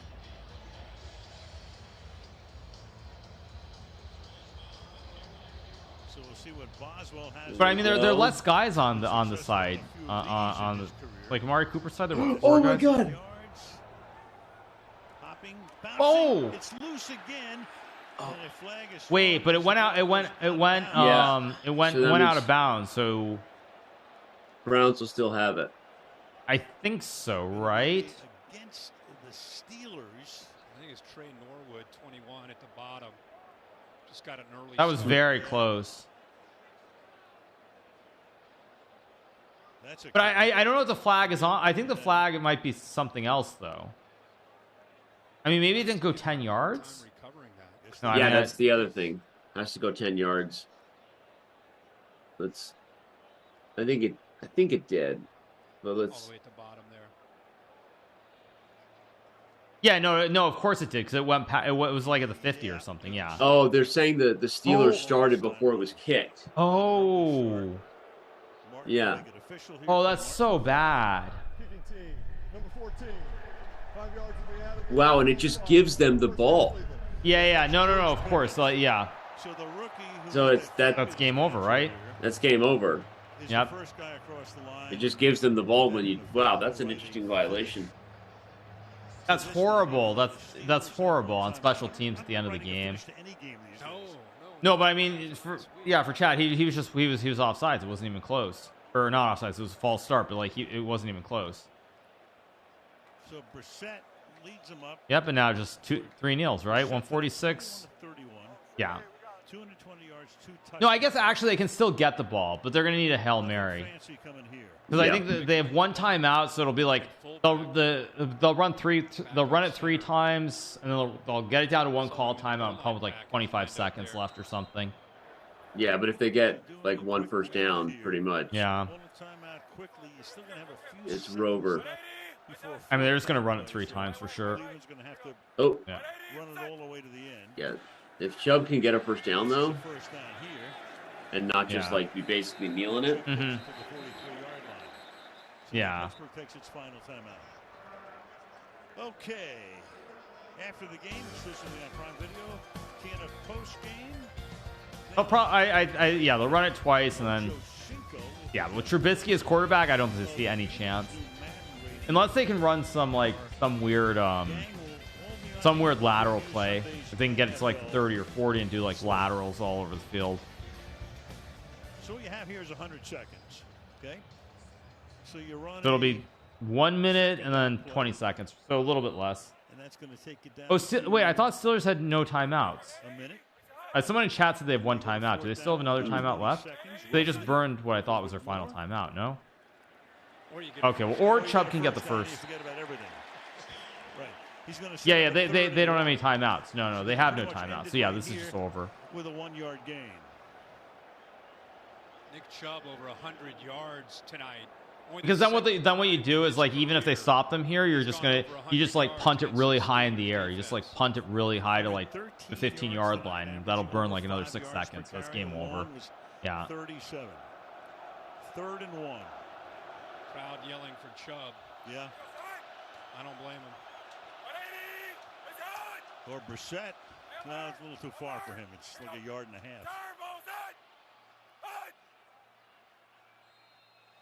And wait, they took a timeout, right? Yeah. Down here and take a timeout. So it's still 3rd and 1. By the way, the end of summer. Happy autumn to you. Same to you. You gotta believe. I'm not believing here. I think this is over. He used to call it the time of the possum hunt moon. Well, I mean, like, I can't. There's only the like there's only, I forget who it was. There's that play in the 80s, right, where like they kneeled at the end of the game. There was like a fumble. There's like some Eagles game that I vaguely recall, but I can't think of any other instances where there's no like a kneeling or like at the very end of the game where something's happened that's like messed it up. Yeah. I remember the game you're talking about. I don't remember what it was, but well, I mean, I think it's before we were both born. It was it was like the Eagles or some fumble, and he's gonna get it. Nope, not gonna get it. Close. That's where they're marking it. Yeah, I think it's Herman Edwards like recovered and like scored a touchdown or something. I don't remember it clearly, but it's like it's before my time.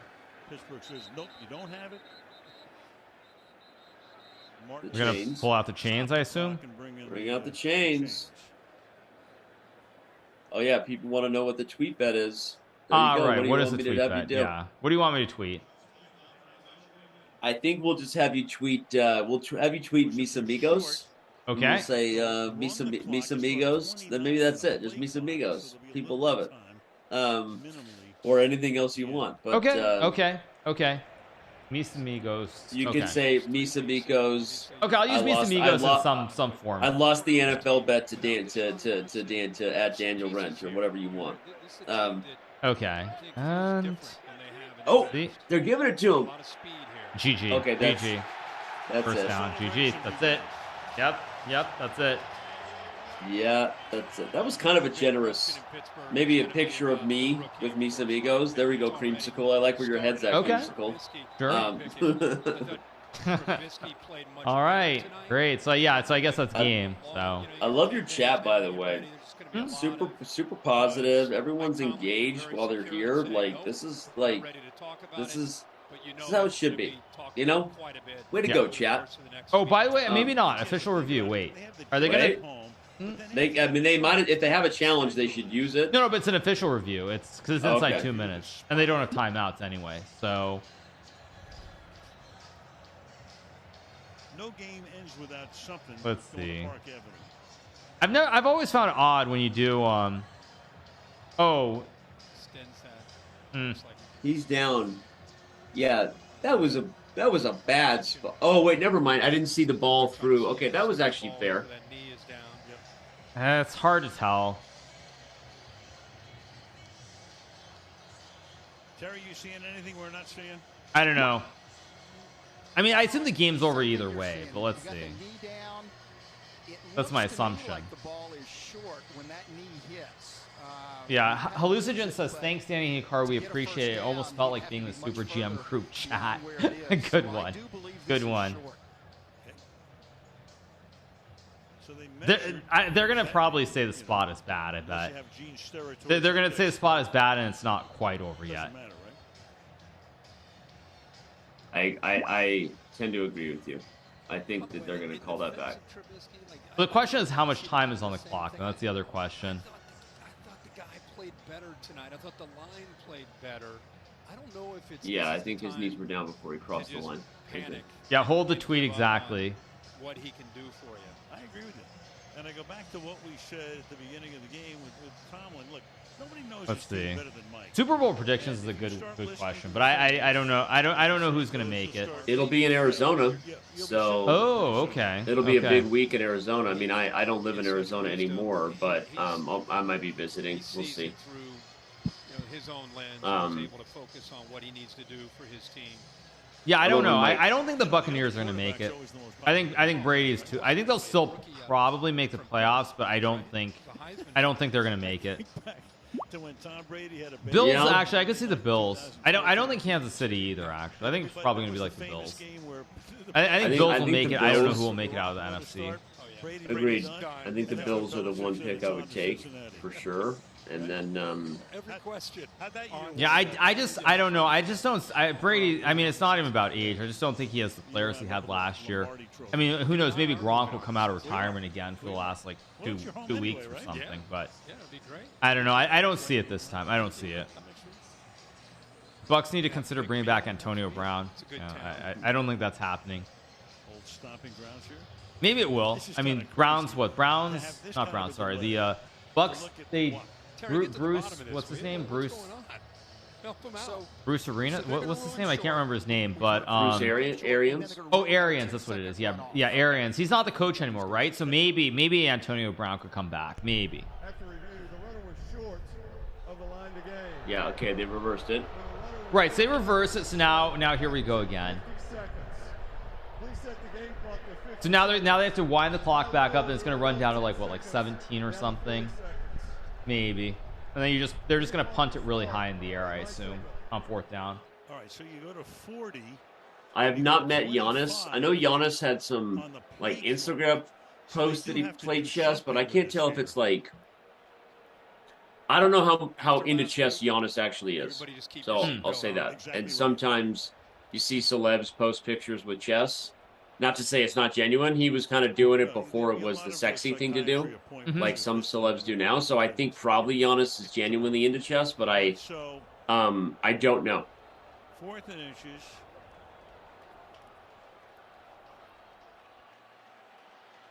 All right. Claypool catches an 80-yard TD, ruining Danny's fantasy team and the Cleveland Browns night. Oh, it's 4th and inches. They're going for it. Steelers have to make sure they don't jump. Let it go. Let the clock go down.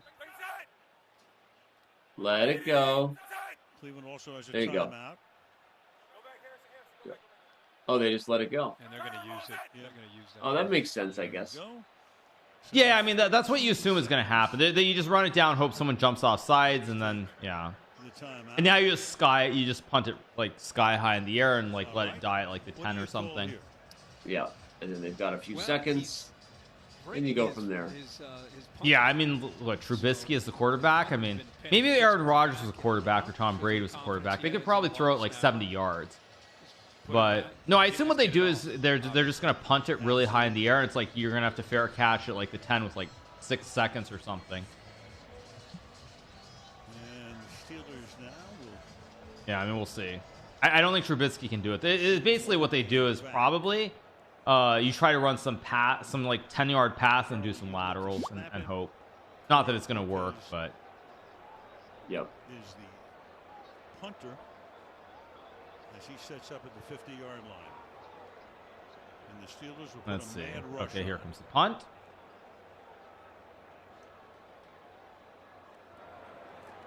Gets it away. There you go. That was pretty high. Yeah, see, I mean, that's exactly right. Yeah. Oh, nice punt. Yeah. At the 4-yard line. Yeah, nice punt. Yeah, now it's over. Yeah. To go 96 yards. What do you got? I've been sitting here racking my brain silently on who the NFC pick is. I feel like there's going to be a dark horse NFC like this year, like just not like one of the years that reminds you of why you love the NFL. So you don't think it'll be like it's not gonna be like you don't think it'll be the Rams or the Bucks? What else? Yeah. I think the Niners are going to be better than people think. That's true. I don't think the Cowboys are going to make it. I'd never believe in them. 49ers I could see actually. Yeah. It's all you. Yeah, oh, here we go. The fun begins. It's the old Stanford band play. And it's a touchdown. Touchdown, so that now everyone in Vegas goes home happy, right? Somebody in Vegas just lost even more money. Yeah. I love that. It's like the what was the famous Duke play where like Jay Williams like made the half court shot, but it didn't matter. They still lost to UConn, but like the fact that they only lost by 2 instead of like 5, like literally. Yeah, like it was like a $10 million swing in like one casino. Like just insane. Anybody who had UConn by 2.5, something like that. Right, exactly. Yeah, totally. Yeah. Hilarious. That's hilarious. Look at Amari though. Yeah. Amari, what a man. Yeah, he had a big awesome. game. Yeah. No, he had a great game. Yeah. All right. So I guess I'm probably gonna be calling it a night, Danny. But I really do appreciate you joining, and I think everybody really enjoyed the insights. You know, chess, football, just what's going on in the world, and I had a lot of fun. I already see there's a Reddit thread saying that Danny Rensch explains chess.com's cheat algorithm. I explained one aspect of what we do. That is not all that we do. That is so funny. And look at this thread that it breaks into like misinformation. Like somehow people think that Ken Regan like at some point worked for chess.com or advised on our cheat detection. That is unequivocally true. False. Like Ken, we have been doing anti-cheat detection before Ken Regan was doing it. Like that's the truth. And Ken has never consulted on or seen chess.com's algorithms. Period. Clip that and post it on Reddit. Ken Regan has never worked with chess.com on their own. We have worked with Ken on many cases, and Ken is awesome, and we have worked with Ken on cases that we had maybe mutual interest in, but Ken Regan has never consulted on, seen, advised on, or really has any idea of what is under the hood of chess.com's algorithms, period. Right. And what I explained on Reddit, someone please clip it and go post it in this thread, what I'm saying right now. What I explained that Reddit is now saying is all of chess.com's cheat detection is a singular aspect of some basic statistical, I guess you would say, understandings about clustering methods to aggregate data. And I actually gave more insights than that, but you'd have to pay more close attention. And then some guy says, I'm just the PR guy, and I probably know nothing about our algorithm. Someone just said that. Well, Danny, I think most people are aware of what the realities are. I'm pretending to be upset, but it's fun. I get it. Yeah. That's our chess. Don't worry. You know, it's a very terrible place to be, and they are just very, very bad people. I will say that for the most part. So there we go. Oh anyway, man. Yeah. All right. Anyway, Danny, I really appreciate having you on talking chess. Dude, this was awesome. Thank you for having me. Yeah. I'm not gonna lie. I was so exhausted from today that there were moments throughout the day where I was like, why did I agree to do this a month ago? I didn't know what was going to be going on. I'm so tired. And then we got here and I had so much fun. It actually was exactly what so thank you for having me. Thank you to your chat. Thank you. Seriously. And we'll do this again soon. All right. Yeah. All right, man. Have a good one. Okay? Do you want me to leave Zoom or you end the stream? Or I'll just bounce I'll just end on the Zoom call, and that's all good. So all right. Bye everybody. Right. Have a good one, Danny. Hikaru. See you. Bye. See